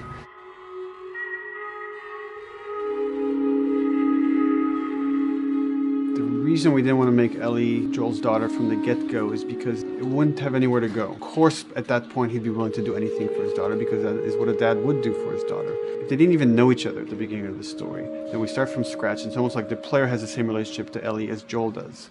And we could take our time to build that relationship between these characters. And if we do it right, then the player will be feeling that same growth that Joel does. And we're kind of mirroring that emotional relationship between the two.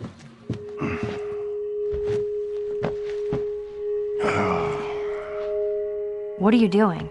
Killing time. Well, what am I supposed to do? I am sure you will figure that out.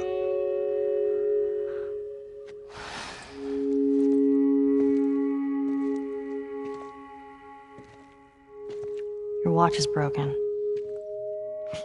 It's exciting that Neil wrote something like this, where he's like, I don't want to make the stereotypical characters. I want to make real people in this crazy situation and these forced to make decisions that are really tough. Like, what would we be like in those situations? I mean, we weren't consciously trying to pick male or female for characters. You just try to pick characters and just be honest with who they are. It almost doesn't matter, right? Joel's daughter could have been Joel's son. Ellie could have been a boy, and Joel might have been Tess. You could have swapped those roles, and I think the story would have still worked. The focus on female strength, it's so unique. You get to see what's so powerful about a woman through all of these female characters, which makes this game wonderful and unique. There's a crew of Fireflies that'll meet you at the Capitol building. That's not exactly close. You're capable. You hand her off, come back, the weapons are yours. Double what Robert sold me. Speaking of which, where are they? Back in our camp. We're not smuggling shit until I see them. I want Joel to watch over her. Whoa, I don't think that's the I'm not best going Ellie. with him. How do you know them? I do think having a strong female character, especially like Ellie, is so rare in video games. And as a gamer, and more specifically a female gamer, it's frustrating to me because I'll see sort of the stereotypical female character where she's amazingly beautiful and huge boobs, and she's there to be either the love interest or just because they're like, well, we need to throw a chick in here. We've seen the strong woman or we've seen the weak woman. We haven't necessarily seen the empowered woman from this kind of standpoint. And there's that beautiful scene where Joel finds her inside the house and she's reading through this girl's journal going, is this really what they used to worry about? What shirt do I wear and what boy am I going to go out with? You know, and to be met with those first world problems that we deal with every day and go, how trivial is all of this? I think it's going to resonate a lot, not just with, you know, a female audience, but with a male audience as well. The thing that was intriguing to me after the fact is knowing that we're kind of creating a female action hero in a way, and this is her origin story with Ellie. To sort of be such a strong female character that is completely normal looking, regular t-shirt and jeans, and she's 14 and she is still a total badass, is really exciting to be a part of that. There's so few non-sexualized women in video games, especially in the main role, that we were kind of proud that we were creating one. It's very complex, and without the players knowing it, she becomes the protagonist by the end of the story. And that's why she's in the front of the box, and that's why we've been promoting the two of them together so much. Who's there? It is a dual protagonist game, and yeah, I guess I get nervous to think about it in that way.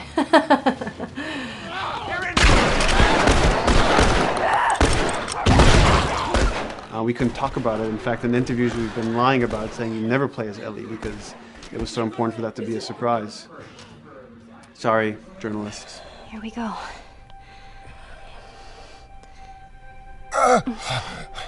Sorry. Hold on.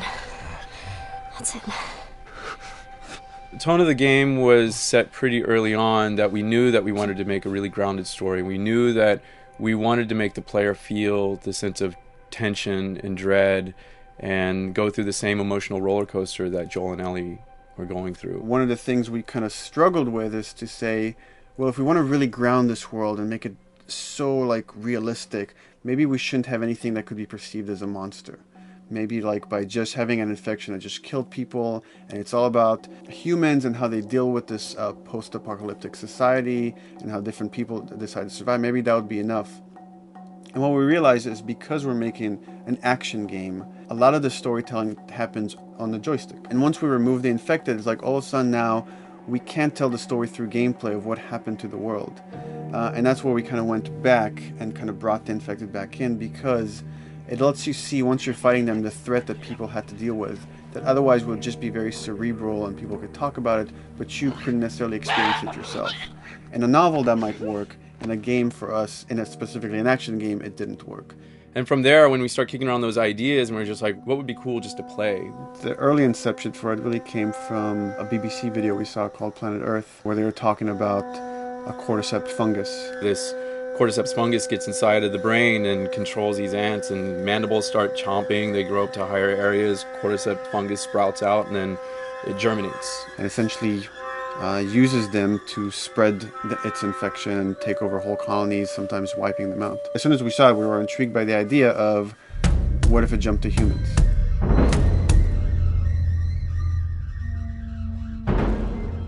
what would happen, how would people react, what would happen to society. As we're trying to develop the look of the infected, we went through so many different iterations, some that looked really alien and subhuman, some that looked just essentially like zombies, and we couldn't find like an original place for them. But one of our artists just did this kind of photo mashup where he took a bunch of images of diseases or images of fungal overgrowth, and he kind of mashed it all together and he threw it on this person. It was a very iterative process, making sure that the fungus felt properly integrated, like it was part of the body, growing out of the body. And not just fungus growing in the head, but it's tearing the face apart, cleft down the middle, this gaping maw of a mouth with the crooked teeth. And it's in great agony as its humanity and its brain is still somewhat functioning. Maybe you still have some human cognitive abilities or thought process back here. This isn't some decaying corpse on the ground. This is a living thing that's going to be coming after you in the world. The fungus is always the focal point. So you can see from a distance, oh, this guy's infected. I can tell straight away. In fungus, they have these beautiful saturated colors, and we really like that conscious of this something so horrific that it's going to like stop at nothing, its relentless force of death, and yet elements of it are beautiful. It's not just about gore. It's not just about everything about it being scary, because to us it's actually scarier when things on it are somewhat benign or somewhat beautiful. It was evident that we were onto something that was quite a bit different and something that we hadn't really seen before, which was eerily human but very disturbing. And it seemed so creepy and so unique that right away we gravitated towards it, and it's like, this is our base infected, everything should kind of come out of this look.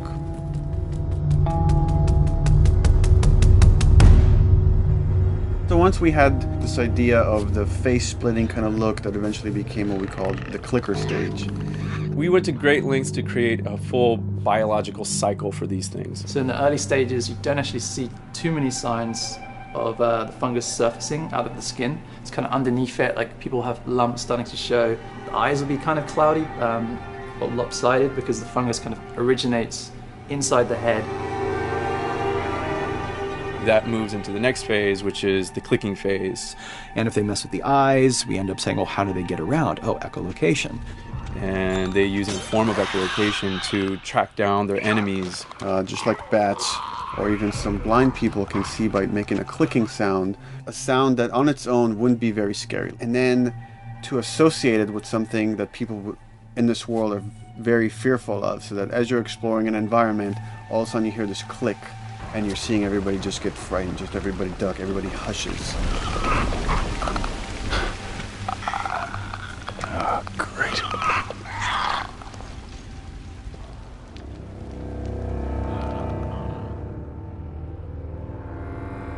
The bloater is the most severe of the stages. So large pieces of the body has been replaced by these kind of fungal plates. The fungus completely takes over the body and blooms. They're kind of covered in things that have been growing on them. Things like moss and like little life on life kind of. What the fuck is that? Goddamn bloater! When an infected feels like it's going to die, it finds like a dark corner and it becomes part of the environment. The human elements aren't there anymore. And then the body is gone. They lay down and sprout and then spew spores. And if people can breathe those spores, they become infected as well. It all had to kind of make sense of how each stage flowed from one to the other. And that's hopefully how we've created a world that you can kind of look through it and understand the science behind it and say, I could buy this, I could get into this.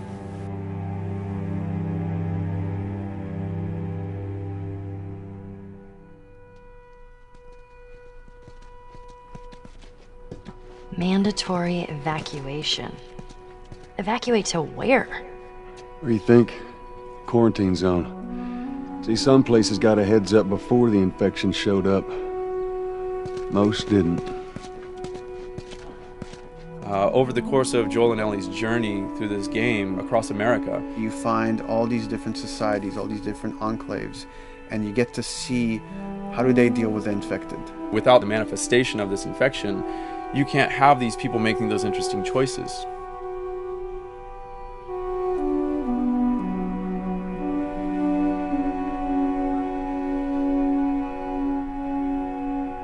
The world we decided was actually its own character, really grounded with a lot of texture.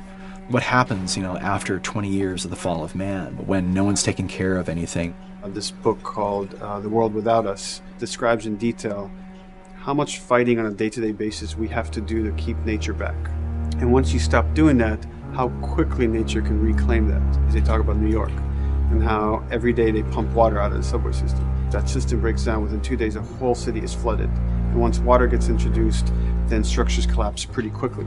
Trees will sprout, and wind will carry those seeds over, and gutters get clogged, and then when it rains, water fills up, and then pretty soon you have vegetation growing over there, and once you have vegetation, concrete breaks pretty easily for when there's a tree and roots breaking through that. Even some of the stuff we did on Uncharted, exploration of how temples were ruined, what if you took those ideas and put them in Pittsburgh or Boston? And obviously right when that happened, you can imagine that being pretty terrible to look at. But you think about 20 years later, and with rainwater filling up those sinkholes and then those becoming like little marshes with lily pads in them. We had this wonderful piece of concept art we developed really early on, and there are all of these wild animals that have escaped from a zoo and over the past 20 years have bred, and now they have herds roaming these cities. And that's something that tells you that life goes on and this world is worth saving.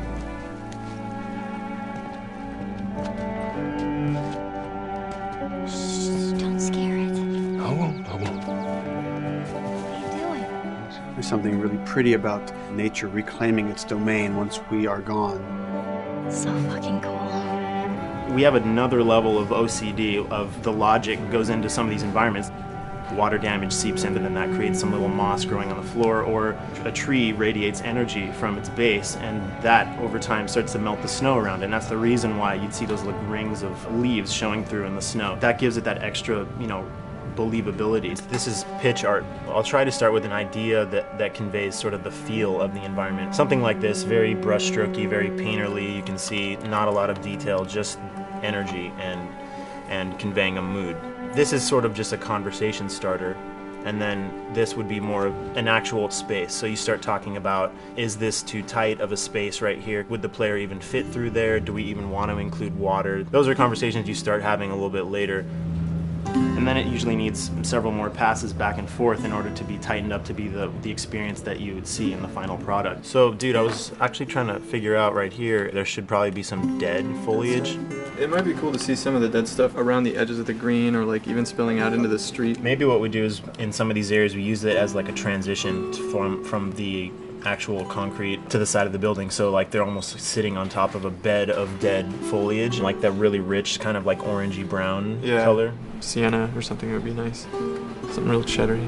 That's how you know you're done. The end product often ends up being stronger because that bouncing back off somebody else gives you a result that maybe you wouldn't have even thought of in the first place. All right, here's the bridge. That's our way out of here. As far as concept art goes, definitely the ultimate goal is just helping everybody as much as possible. Me and the background artist will work together. I'll often just go to them because they've got like a really, really good like visual imagination. At some point, you came in almost like flat on. So that's kind of good because the bus station is right in your peripheral view, and you're probably going to enter the bus station. You're probably not going to get lost.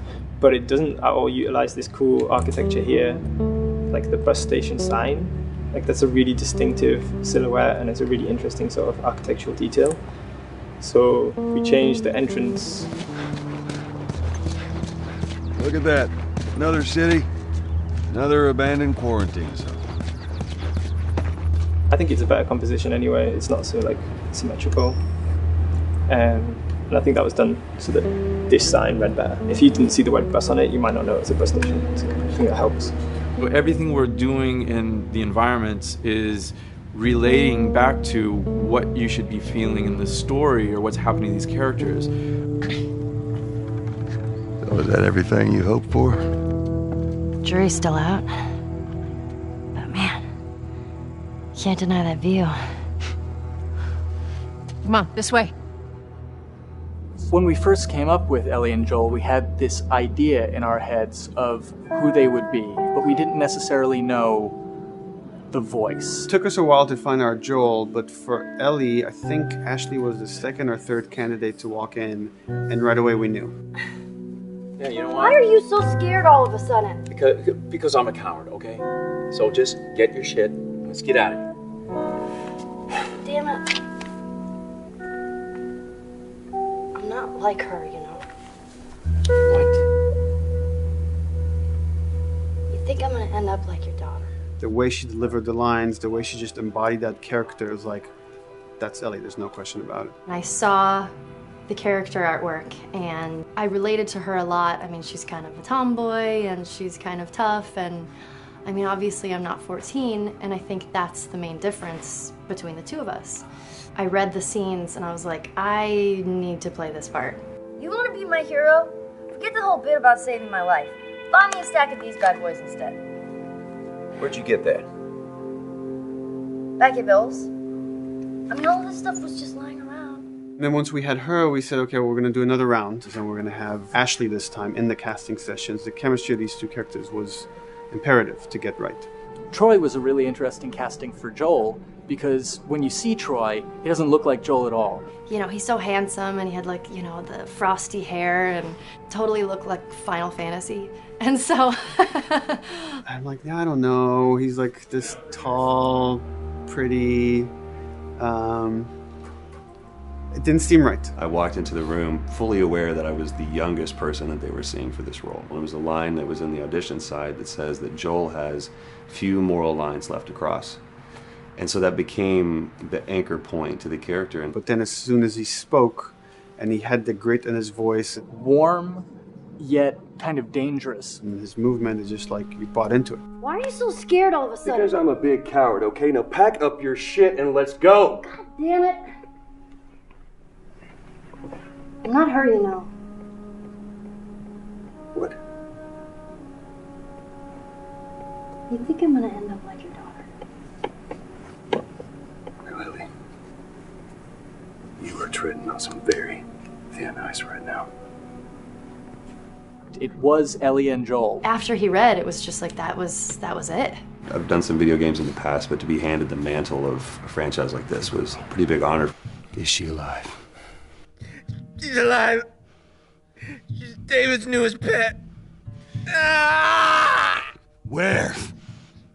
In the town. She's in the town. You mark it on the map. It better be the same exact spot your buddy points to. Neil pulled me aside one day, and he said, I have some ideas. And as you're well aware, Neil is a little twisted. He came up with this character, and, you know, I just jumped at it. It was such a departure from everything I've done here for Naughty Dog, to say the least. Name's David. This here's my friend James. We're from a larger group. Women, children. They're all very, very hungry. To be able to put on a voice that, you know, hopefully a lot of people won't know, won't notice that it's even me. Because we didn't want it to be Drake. Drake eating people, that's a whole nother game. How did you put it? Tiny pieces. See you tomorrow, Ellie. You know, certain voices that I can do wouldn't fit the David's artwork, but he showed me the art, and I said maybe it's something like this, where everything's, you know, it's very quiet, and just, you know, he's not really sure, and the voice can break a little. And he just looked and goes, yeah, that's it. So I'd love to tell you, we hashed it over and we talked. No, it just, I looked at the picture and I tried something. He said, yeah. A few weeks back, I sent a group of men out a nearby town to look for food. Only a few came back. And turns out that the others had been slaughtered by a crazy man. And get this, he was with a little girl. You see, everything happens for a reason. Ashley, she brought humor to it. She just has some really great comedic timing. The way she reacts to the things around the world with a little bit of sarcasm, that teen kind of like trying to get a rise out of you. Now watch your step as you're going out, because it's going to be a little... It just brought a certain levity to the story that the story needed. You didn't even realize it needed it until she started doing some of that stuff. Oh, I'm sure your friend will be missing this tonight. Mm-hmm. It's light on the reading, but it's got some interesting photos. Now, Ellie, that ain't for kids. Whoa! How the hell would he even walk around with that thing? Get rid of that. Well, hold your horses. I want to see what all the fuss is about. Oh, why are these all stuck together? I'm just fucking with you. Bye-bye, dude. Throughout the course of shooting over these past couple of years, Ellie and I have kind of morphed into each other, which I know sounds so cheesy. Neil always asks, he's like, well, what would you do in this situation? I think the most important thing that Ashley brought is a sense of capability to Ellie's character that wasn't there in the beginning. The very first thing we shot involved her being pulled out of a car and attacked, and Joel was supposed to go save her. It was written that Ellie sort of was just kind of watching on the side, just waiting till he was done, and I was a little frustrated because I was like, well, if this were real life, I would do something. We did a couple takes, and at some point she walked up to me and she said, I feel like I'd hit him. So we added in a part, like, right there off the bat, she's not just this damsel in distress. Right there, she wanted to fight back from her very first day of shooting. We didn't have it right initially. She needs to be more capable than initially we thought she would be, and actually that made us go back and rethink combat and rethink a lot of the areas in the game, and now she was going to take a much more active part.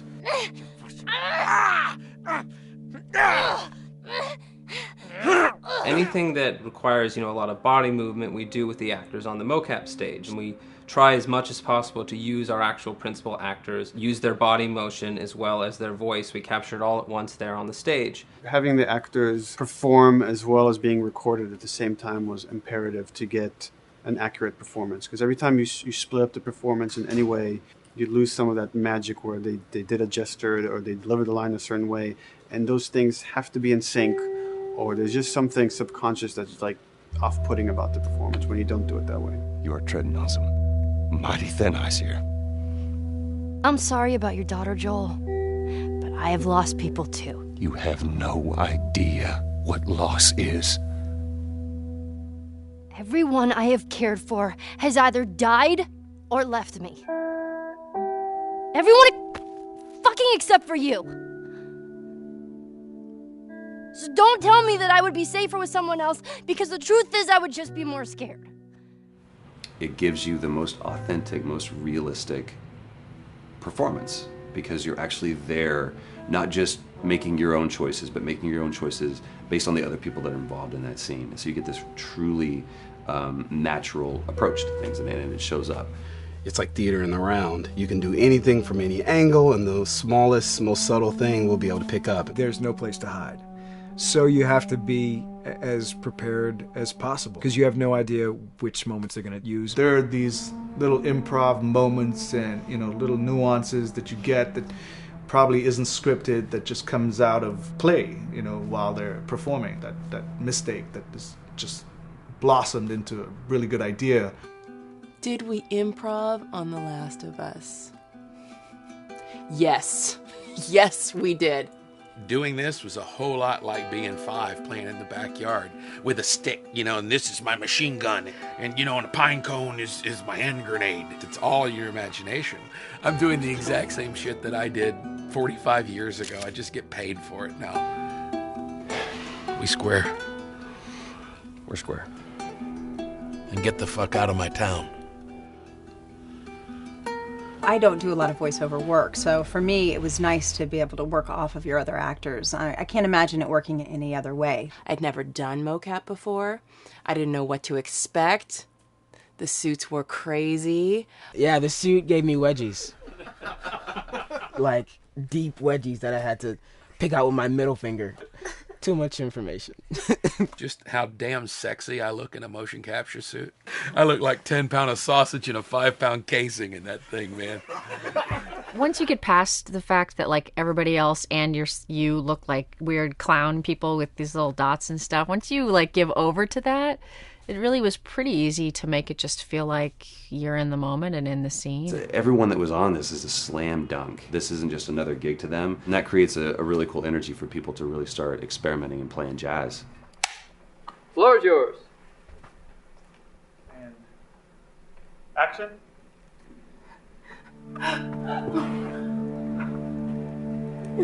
Get the fuck off! Hey! Oh, let her go! Don't worry, this is fixable.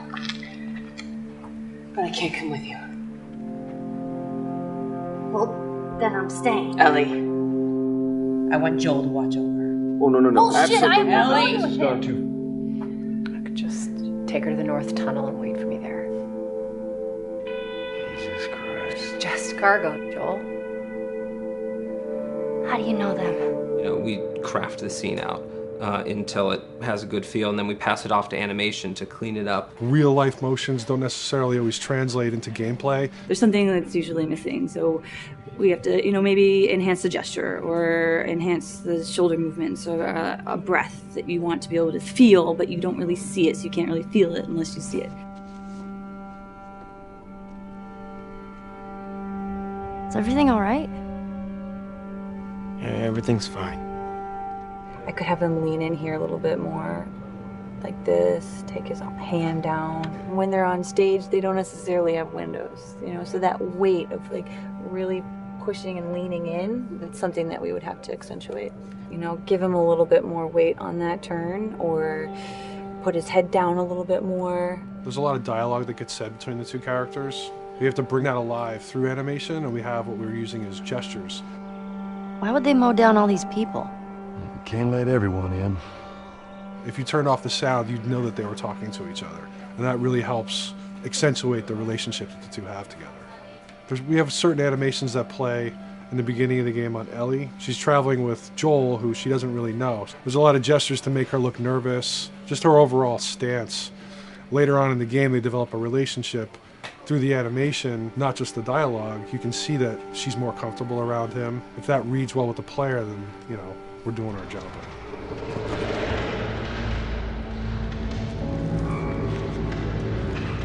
We want her to look scared when she gets a gun.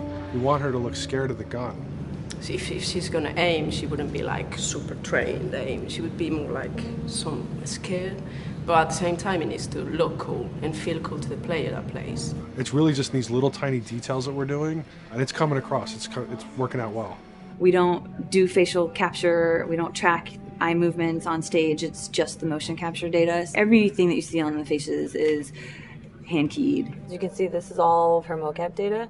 And so when I'm doing something like this, I go back and forth to the performance that she was giving, and I watch just this section over and over and over again. So this is our default face. I can make everything super extreme and make her all squinty and angry, turn her frown down.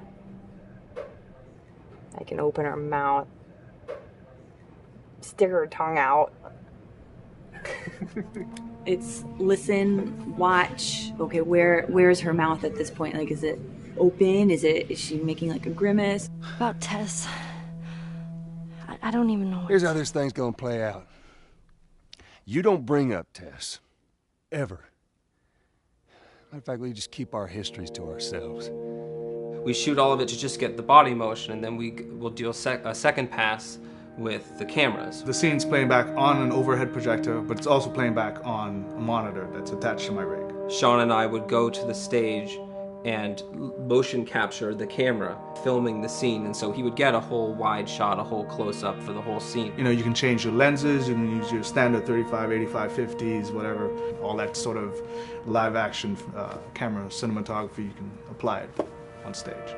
We make sure to go back in and add flaws. We keep the confinements of the room, so the camera can't go past a certain wall, because then we have this cheated perspective. If the cameraman bumps into the wall, we keep it.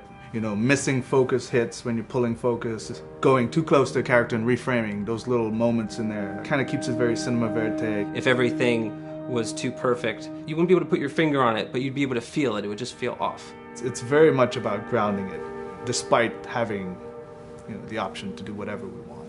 Being able to place the cameras anywhere we want after the motion capture gives us both advantages and disadvantages.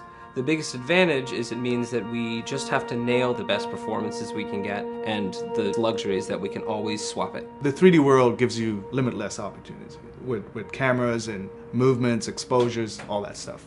Most of these cameras are sort of set up like real-world cameras. So we have lens, we have f-stop that will create the depth of field.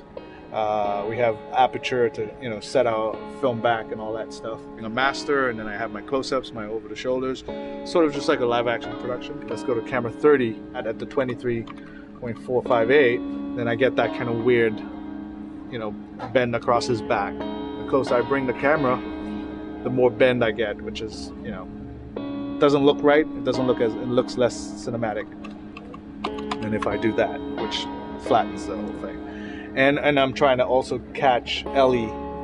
Like if you scrub a little more, catch her in the back here. So I want a longer lens and that kind of stuff. Since I've only had experience working with live action before I got into video games, it was a kind of a cool adjustment to be able to have this extra flexibility in post, to swap a line of dialogue for something different, even though that's not what the actor said at that time, and to be able to still have a close-up on them while they said it. You get to make it probably more perfect than you could ever make it in live action.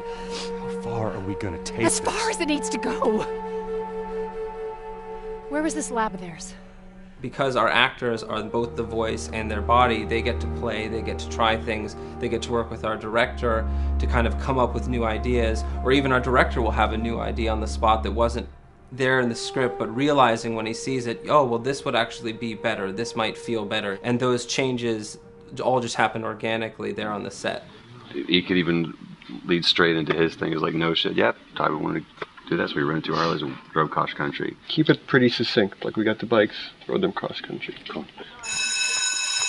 It's shocking to me that this is Neil's first time directing. There was a specific tone and a specific approach that Neil and Bruce wanted to take with this. It just came down to there's nobody knows the story better than you, and then there's nobody that knows these characters better than you. Why don't you just do this? He and I actually had a conversation about it. He says, I think I'm going to try this myself, and I'm not sure.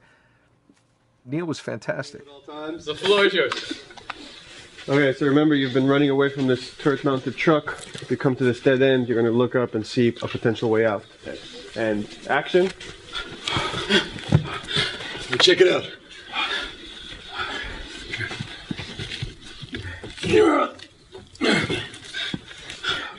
I mean, his writing is honest, and it's dangerous, and it's natural. And I love his economy of words. He doesn't hit everything on the nose, so it leaves it open for you to interpret and bring some nuances and things like that. The entire process is collaborative, but really it's led by Neil's willingness to change and flow and decide something doesn't work, fix it right there in the moment.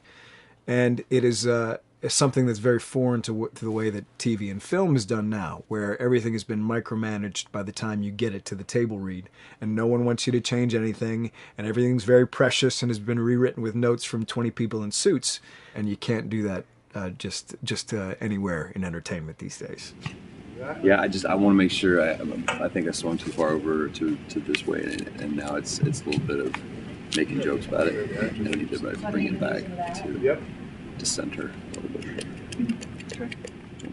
There's one scene in the game where we see Joel not as a ruthless survivor, but as a father. I knew from the very beginning that he was going to lose his daughter, and I just told Neil, I was like, when that day comes for us to shoot that, I need a heads up. About a week before, he said, it's time, we're going to do that scene. I was like, okay, because I knew that I was going to have to go to this place that you don't really want to go to as an actor. You want to find some aspect of reality that you can empathetically draw from, Troy and I were both kind of just like walking around for a while and just kind of getting into the zone, and well, my grandpa died when I was 8.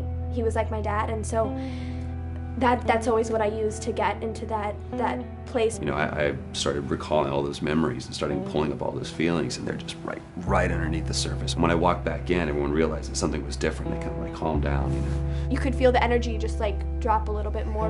It was brutal. I lose my shit. I mean, just completely break down. Don't do this, please, God, no. Oh, God, no!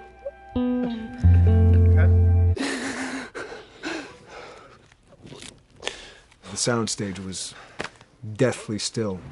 It was the first take, and I felt really good about it. And it's like Neil said, "Okay, let's do it again." And so you do it again, and automatically you feel like you're manufacturing because you're trying to go back to that place, and you're in that actor nightmare of trying to get back to that reality. And we go through it again in 5th and 6th and 7th take, and I'm just exhausted. I'm crying between takes, and I'm looking at Neil going, "This is really, really hard." And finally, after like the 8th or 9th take, he said, "All right, I think we got it." I was like, "Oh, thank God." And I went outside, and I was just jacked up for the rest of the day. I mean, a wreck emotionally. But we got it. Then 2 weeks later, he calls me. And he says, "So we need to reshoot a scene." I'm like, "Cool, what scene are we doing?" And he just looks at me. I said, "Dude, don't do this to me." And you can either at that moment throw your hands up in the air and say, "Fuck this," and walk away. Or you can say, "Okay, this is an opportunity to get it more right." I'm like, "Okay, all right, if you don't think you got it, I'm going to show you that you got it. We've got it in the can." And so we go through it again, and it just feels fake, feels artificial. And Neil goes, "Go through it again." We start doing it again, and I'm getting madder and madder with each take. And finally, about the 4th take, Neil comes over to me, and I love him so much. He goes, "So I'm picking up on some resistance." I was like, "You're damn right you're picking up on some resistance. We've got this in the can already, and we're just wasting our time, and we're wasting all this effort and energy." And then he started talking me through the scene. And he was like, "What I need you to do is I need you to just strip yourself of all these ideas, and I need you to hit this beat, and this beat, and this beat, and this beat," which just makes it sound so mechanical, and it's such an emotional scene. So we start going through it, and literally I am mindlessly doing these things at this point. Okay? I know it hurts, baby. I know. So I'm gonna lift you up. I'm gonna lift you up. I'm gonna get you over here. Come on, baby. Come on, work with me, please.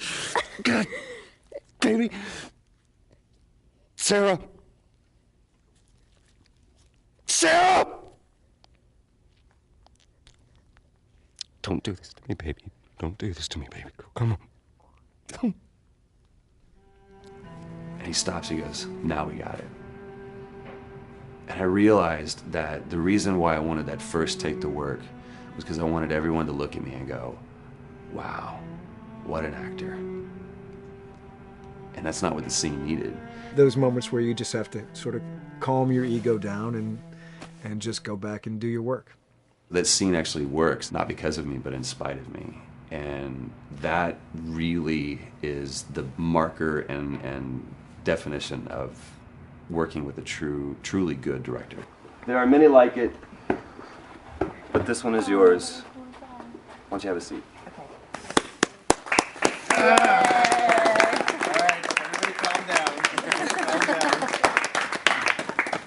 Thanks, guys. The director's chair. Working on the project, we knew we wanted to have a pretty minimalist soundtrack. And we had a folder where we just throw music in there. Looked at the folder one day and we saw, we have a lot of stuff here from Gustavo Santaolalla. We're looking for a composer. What if we reached out to him? Oh, no. Sarah. Move your hands, baby. I know, baby, I know. Listen to me, I know this one. You're gonna be okay, baby. Stay with me. I want to pick you up. I know, baby. I know it hurts. Come on, baby. Please. I know, baby. I know. Sarah. Baby.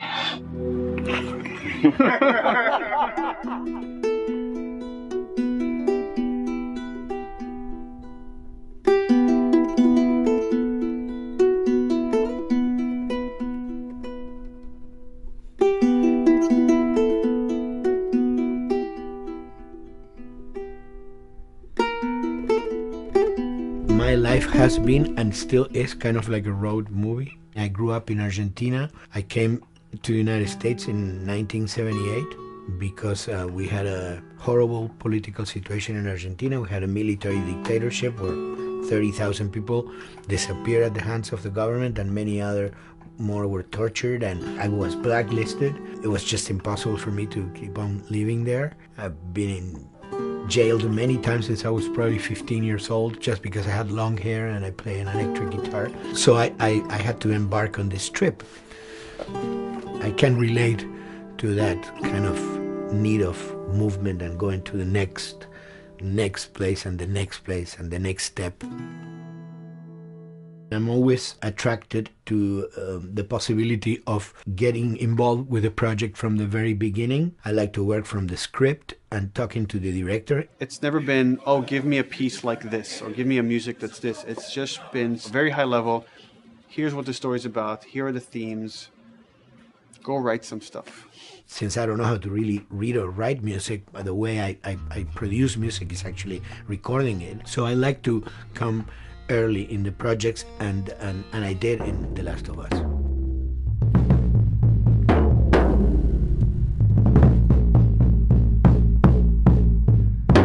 One thing that was fantastic from the very, very beginning was the freedom I had to try and to do whatever I felt could work, you know? As the story was still being written, you could listen to this piece of music and just get a sense of where this needs to go tonally, because the music was still inspiring the story. So that was the great thing of having the music written so far in advance. You know, at the beginning, I was going really out with some things, and sometimes some of those things were the ones that they liked the most, you know? So I really felt very motivated to work, and I enjoyed immensely working. It was this very organic back and forth experience where one element was inspiring the other and vice versa. I needed to go into some more dark places, more textural and not necessarily melodic.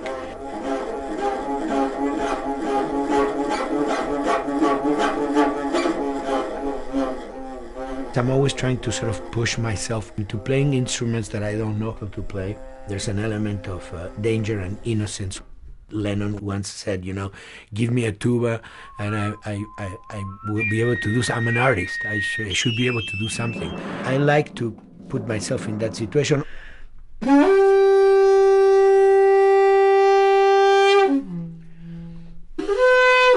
So these are just PVC pipes, the one you use, you know, in construction.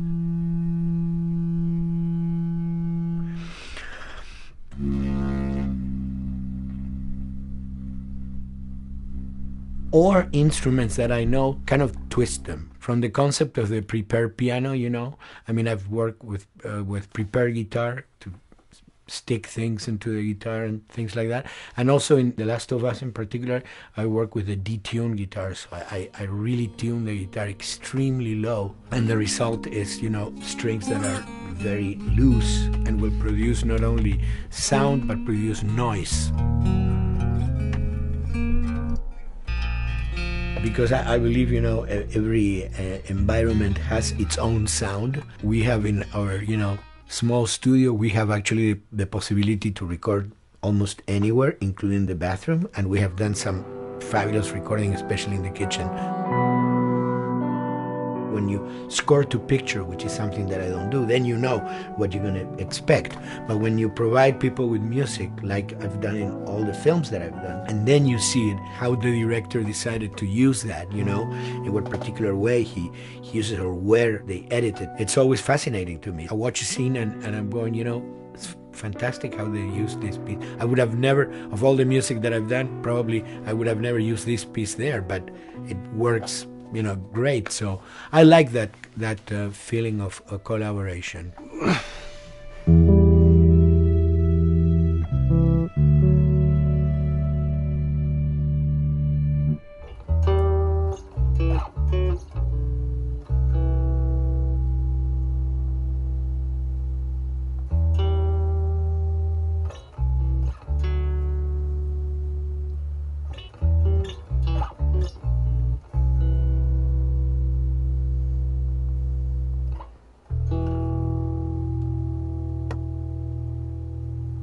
I think, you know, the guys also that work in programming and adapting that music to the game, they should share a lot of the credit for the end result. In the beginning, there was silence. Yes.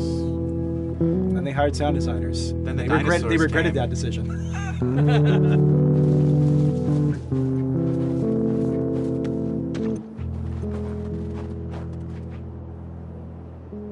Steady. Ha! Got you! In a much quieter environment like that, we really had to fill out the soundscape with much more natural sounds, much more detailed, delicate sounds. The tension comes from the lack of sound, in a way. Your brain is thrown off because we're expected to hear buses and crowds. All of a sudden I hear wind and leaves rustling. Again, it's creepy and beautiful at the same time because it's almost like I'm going on a hike, but I'm in a downtown area. Get up over this crop.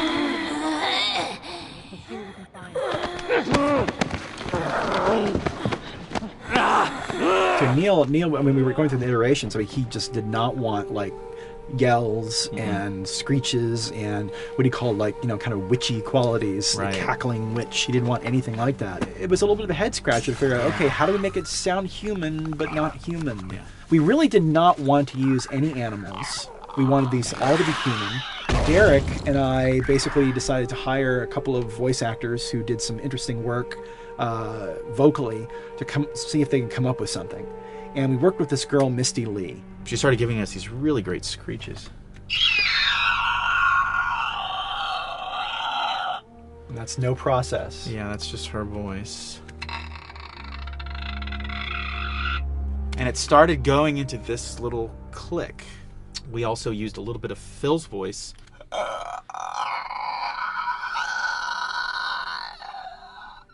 We combined that also with an occasional Derek. That's just me, you know, moving my tongue. And what that kind of did was it sort of grounded it all, like maybe in the mouth area, the wetness, all that kind of stuff. And it adds a nice texture, actually. This is a composite of all the bits I just told you about.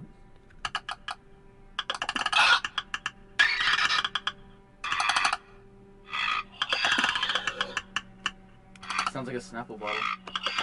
Oh, the lid? Like the lid, yeah. That's a good idea. Fuck, where were you guys like months ago? Why did we think of that? Why did we think of that?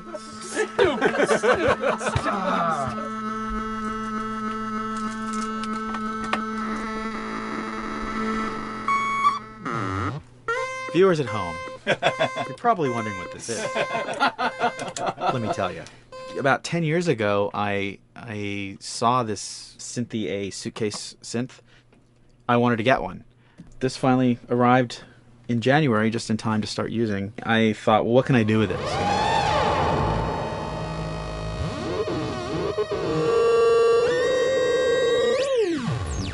In Lakeside, there's a whiteout that happens, and this thing has a noise generator, which gives really convincing wind sound.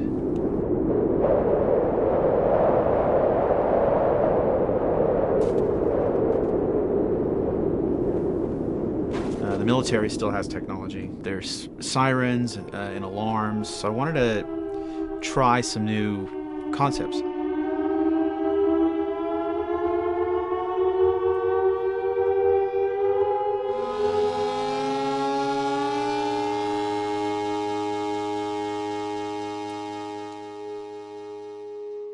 Man. What? Nothing, it's just... I've never seen anything like this, that's all. You mean the woods? Yeah. Never walked through the woods. It's kind of cool.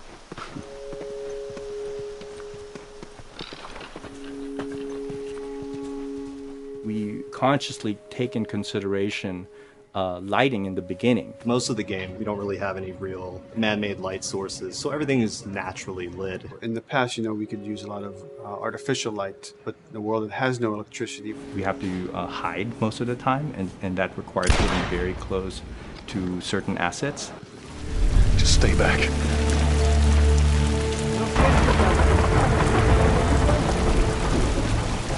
Otherwise, can't. Detail's expensive, and if you build up too much of it, you end up running into technical problems, right? Your engine slows down. When the frame rate goes down, everyone can bring up the profiling tools and see which parts of the frame actually cause the drop of the frame rate. This is the profiling tool. These are all the SPUs. Here's the GPU, and then here's the PPU. You can see like, here's the main process and here's all the sub processes, and you can see, tells you like how many milliseconds and cycles it's taking. The programmers are whiz at modifying this stuff and realizing, oh my god, why is this thing so big? We're taking 10 milliseconds on this thing. And then that's when they come over and find somebody and hit them over the head with a club and be like, why are you doing this? I love, we put the 30 frames per second goal because that's what we shoot for. Someone nicely put the 60 frames per second goal. It's like, yeah, we're not going to hit that.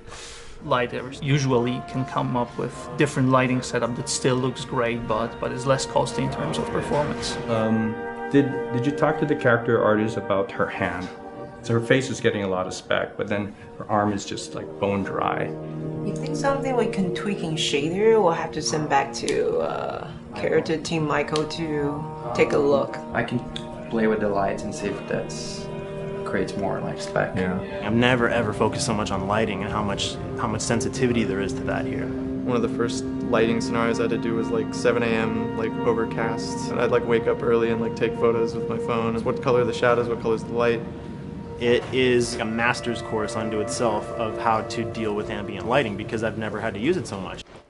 Man, this is kind of sad. What is?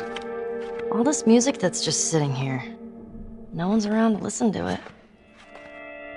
I don't know. It doesn't seem right. All the characters cast soft shadows onto the environment. Even when there is no direct sunlight or no direct light sources, we still have nice fuzzy shadows. When you're walking down the hallway and you see your soft shadow goes along with you projecting on the wall on the environment, that make everything look real.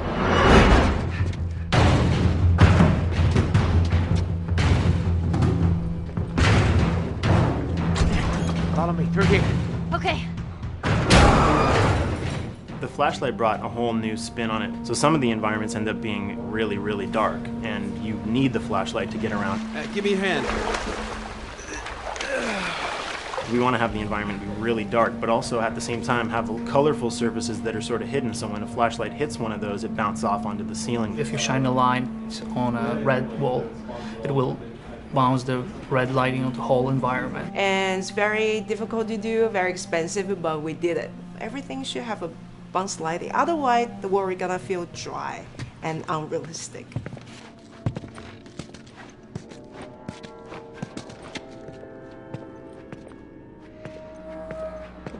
I guess this is where the assholes sleep. I mean, slept. This engine is really driven in a way towards a very high level of cinematic control over each frame. And hopefully, if we achieve our goal, you'll see it is beautiful. There are these truly beautiful moments amid all this chaos and destruction. Yeah, once we're done with this whole thing, I'm gonna teach you how to play guitar. What do you say, huh? Ellie, come on.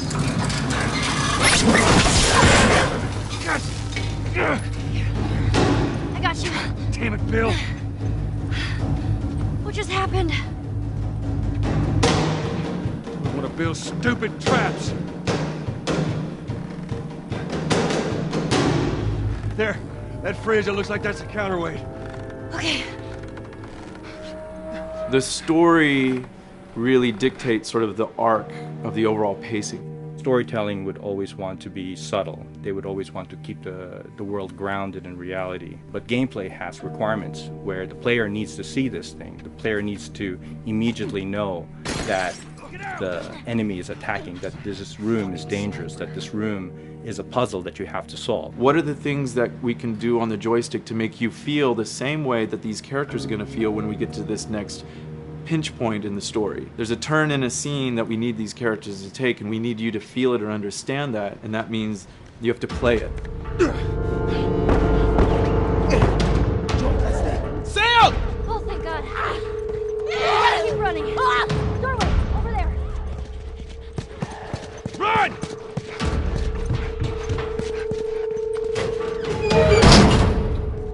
We really want to make sure that there's that contrast between the negative space and then the high tension spikes.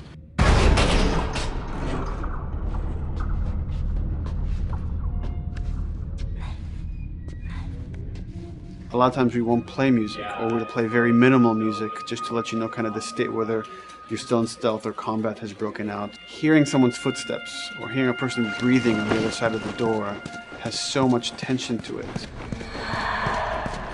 hear that?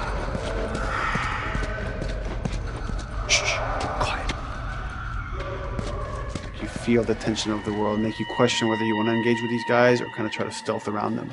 That's another reason why we don't have traditional cover in the game. You smoothly move around everything, contextualizing with the environment, but you're never locked down. We want the player to, with that crafting system, with the scavenging system, with all of the abilities available to them, to constantly be moving around and changing as the moment arises. Gameplay is all about, I have a limited set of tools, and how am I going to use those tools and those limitations to overcome this obstacle in front of me. And that obstacle might be infected, might be another class of humans that wants to kill me for a bottle of alcohol in my shoes.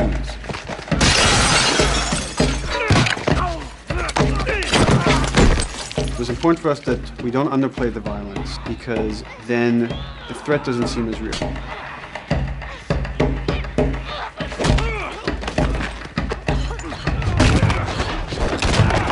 We see video games as this incredible medium to tell stories. We want to treat it as equals to books or comics or TV or movies. This is subject matter that would not be considered out of the ordinary to tell in one of those other forms of entertainment. Fucking hunters. See, this could have been us. We wanted you to buy just the desperation of these people and why they're behaving this way, because it's so brutal. And at the same time, we didn't want to make it so over the top, stylizing it, so then it doesn't become as real. It was important for us actually to hit that middle ground where it's kind of disturbing. That glint that's happening on that curvature, it'd be good if there was a way that we can guarantee that from this angle, we're seeing it. It seems but really it's flat. overall too bright and opaque. Yeah, looks like paint.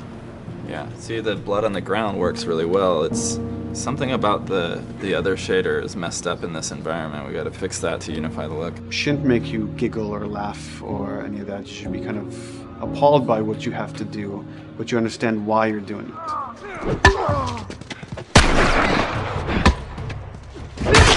You want to feel each hit. You want to feel each concussive strike. Lives are at stake. You want a death animation to have impactful performance, not just have a guy keel over in a ragdoll. In real life, a guy hitting a guy takes a half a second, but in the game world, you want that to be as instantaneous as possible. I lived my whole life in this very ugly test level. I basically just fight dudes in here all the time. Almost every move is divided between like an intro and a swing. And one of the many things I have to end up doing is like counting frames and being like, okay, on frame 18, I want you to get out of here. I want you to be able to start moving.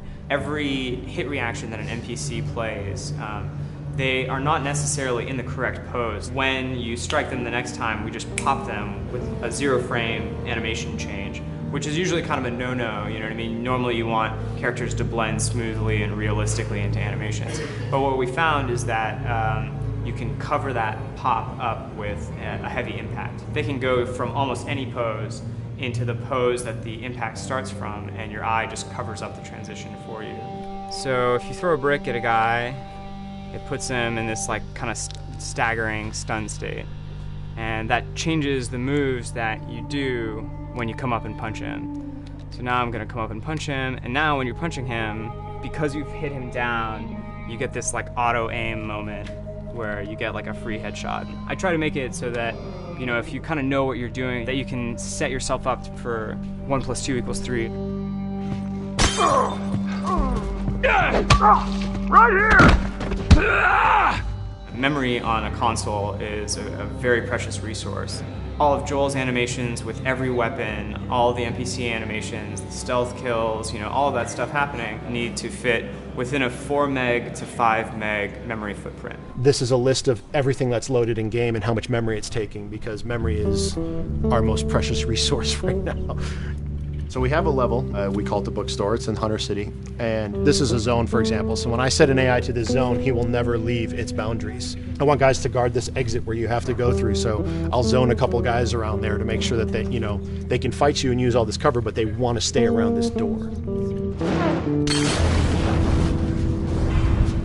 This is another key component of the AI, is what we call the nav mesh. This defines the overall play space of where an AI knows he can or cannot go. Hey look, that's where a cover used to be, and there's a hole cut out for it. I gotta fix that. Here's some other wonderful things. See these little red polygons? Yeah, that means they're not linking right for some reason, so that means they can't really walk through here properly. It's a bug, and I need to fix it. Welcome to my life.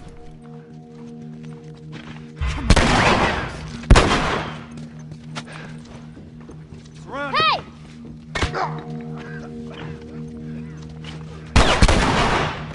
If you look at a lot of games, NPCs are usually only alive for, a few seconds before the player ends up shooting them and then they're dead. We want our guys to be much more dangerous and much more threatening, which means they have to be alive for longer. They need to exist in the world for longer, which means you as the player can witness them acting out their behaviors for longer.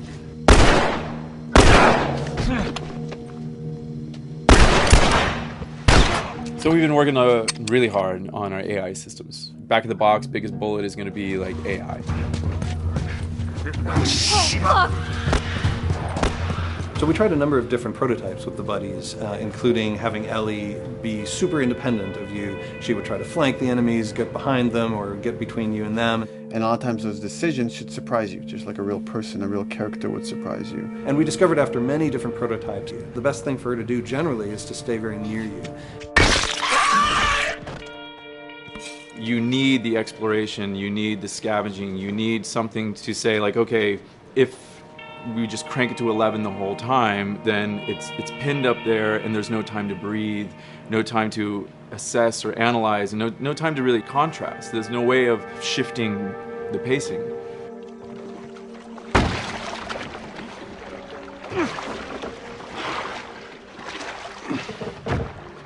Puzzles are really weird, especially like Naughty Dog puzzles. I think they're very simple and satisfying. Most of this puzzle is strict exploration. You can see the ladder here, you can see the pallet there, you can see a clear route up to the ladder. So you're like, okay, maybe I have to get Ellie to the pallet, push the pallet over to this side, and like Ellie will climb up and lower the ladder. So that whole part is like, that's not a puzzle, that's not regarded as a puzzle, but when you feel like you've got to the solution and you're like, okay, I'm going to climb this ladder, and you climb it, and it breaks off, hopefully then the player will feel a little bit stumped and they'll be like, I'm not really sure what I am meant to do now. And so this is where the puzzle starts. Hopefully at this point, like all of the elements that the player needs to solve the puzzle are very familiar to them because they've been through the previous exploration beats. They're improvising with elements that are at their disposal. That's a really sort of like strong theme throughout like The Last of Us. So, like you're a survivor, you'll take whatever tools you're given and you'll use them in like creative ways to survive.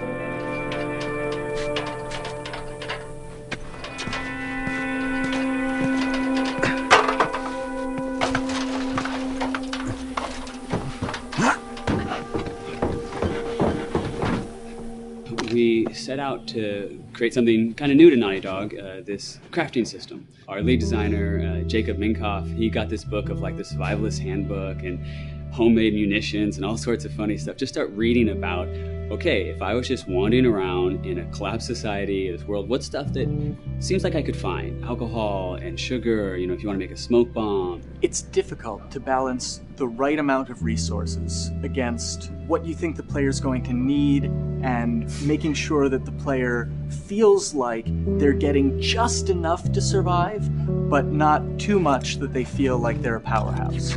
We wanted you to be forced to make some choices in the world that showed how depleted the resources were.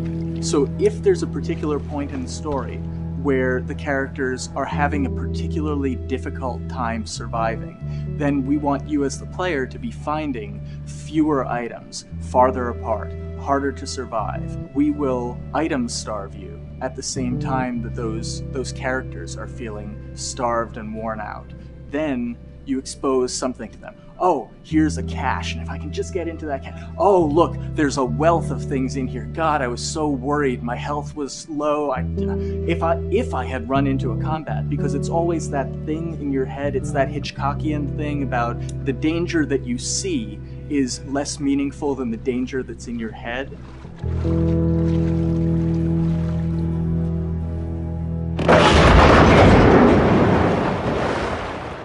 When we're designing the levels, you know, it's nice to have the stuff that we know people are going to encounter. You know, we kind of call this some of the critical path stuff. These are the things that 9 out of 10 players are going to find. They're right in the way. It's where you have to go. And then whenever designing a level, you want to have that little nook and cranny, right? You want to reward the player being like, oh, you went over here. And then you also want to have that other second nook and cranny.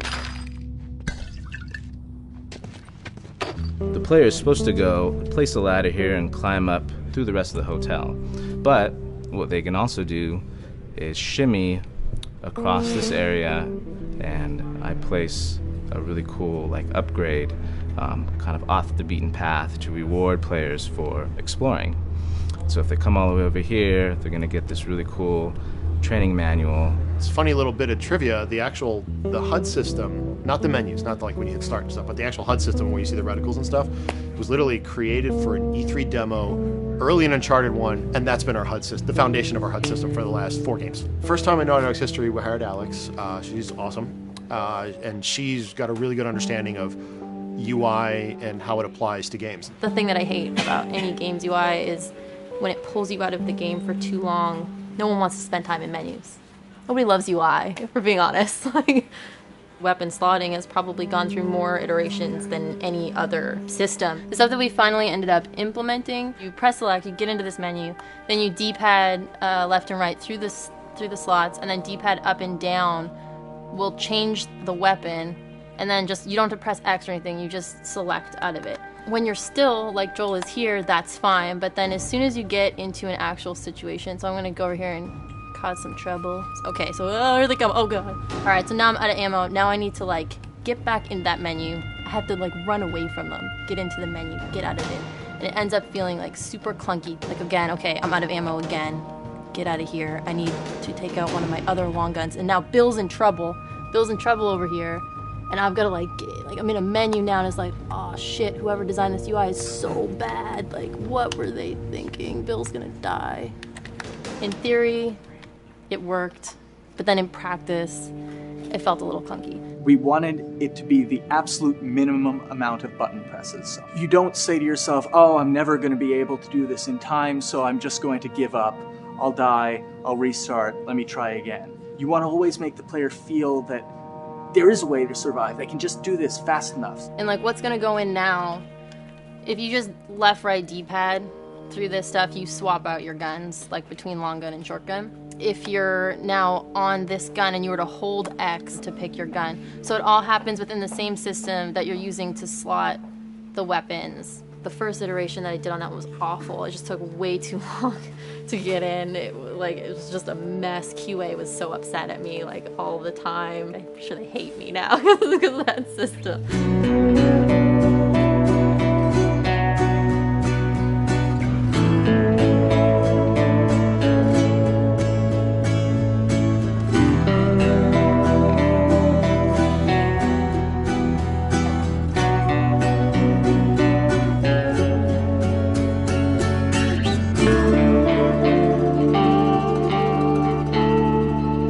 I think the way the industry is kind of maturing and changing in general, you're seeing a lot more focus and importance on refinement and polish. So having internal QA really helps.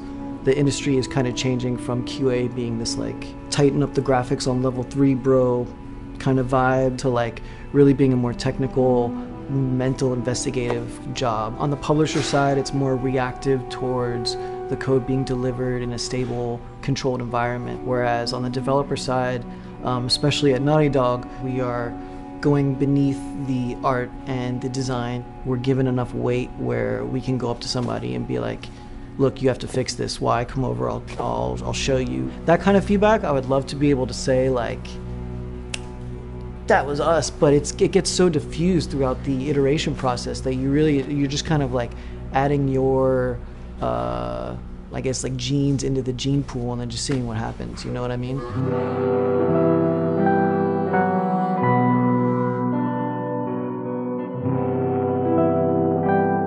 Everyone's working all the time now.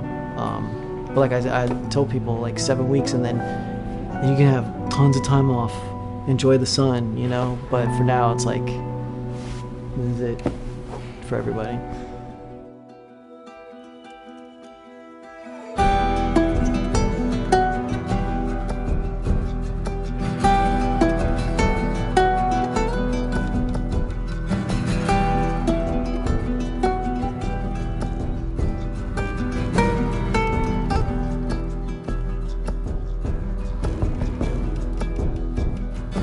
crunching is part of making games. I feel it's human nature, right? If I'm gonna have a guest at home that's gonna come for a couple of weeks, I'm probably gonna clean their room just the day before they arrive, right? And I think it's the same thing. It's just like everything comes together at the end. I personally enjoy crunch. I think you get this like absolute laser focus because it has to come together. There's a camaraderie that also comes There's a camaraderie, totally, yeah. The vibe is everywhere, you know what I mean? Everyone's kind of like giving it 150% at this point. We're getting there, right? You start to get these glimmers, and I don't think anyone who doesn't make games realizes how late in the process you get those glimmers. 1 week before we shipped that press demo, we're all like, this kind of sucks. What's going on here? It's like, we need to dig down and find this. And in 1 week, the fun came together. Like you're shooting at a guy and then somebody flanks you and you hit him and you avoid the other guy who's shooting you and then you flank and go behind cover and you're like, oh, that 5 seconds in that 15-hour game was really, really fun. How do we make that 5 seconds happen thousands more times? My favorite video game is making video games. It is as challenging and as complex and as interesting. If we had to like try all the things that didn't work, what's hard about crunch? It's like marching through that swamp of it not working. I mean, nothing's ever really final because you can always make something better. Always. So we're constantly changing and constantly reiterating and trying to make it better and better and better pretty much until we ship. As an artist, you're never really happy with your work. You could be given like 100 years to work on something, and you'll still find things to nitpick and things to fix. Yeah, you can work on the game for 10 years and you'll still be crunching at the end. So it's like, okay. All of a sudden, it's like getting ready one morning in the shower, and I was just like, oh yeah, I'm about to ship another title, and this is going to be a really good title, and it gets you excited, and you're like, all right. Do I think the game's gonna be good? Yeah, it's gonna be awesome. I think it was good a little while ago, and now we're gonna make it extra kind of good. amazing. Yeah. What it will take to get there in these next 5 weeks, it's gonna be a lot. I'm excited. I have faith. Every time we're shipping a game, it's terrifying. You just hope for the best. You don't know, right? I mean, people have different opinions. We have to go with our guts, and I trust the team just to pull it off. This, hands down, is the hardest, most challenging thing I've ever done. We sweat a lot, and we worked a lot, and we all went home tired, you know? But I think that's you're gonna see that on the screen. I think that's gonna pay off. Ellie? Ellie? What? The ladder. Come on. Right. After David, Ellie's visibly distant. You could have done a cutscene to show, hey, you're being very distant, and she's not responding, but to also do that in gameplay to where it's something that you've done just countless times throughout the game with, you know, let me boost you up here, get the ladder, bring it down so we can do this systemic thing, and the character responds with that, and you have to actually go over to her and go, hey, come on, the ladder, we've done this, let's do this. It's a subtle choice. Like Bruce and I talked from the beginning, is like we have these mechanics, how can we exploit them in a narrative sense? And that's one of those opportunities. I just think it's incredible that happens in game. It's not a cinematic, you know. It's something that adds weight to that controller when they're playing. Wow, so good! Let's go eat. Let's go eat.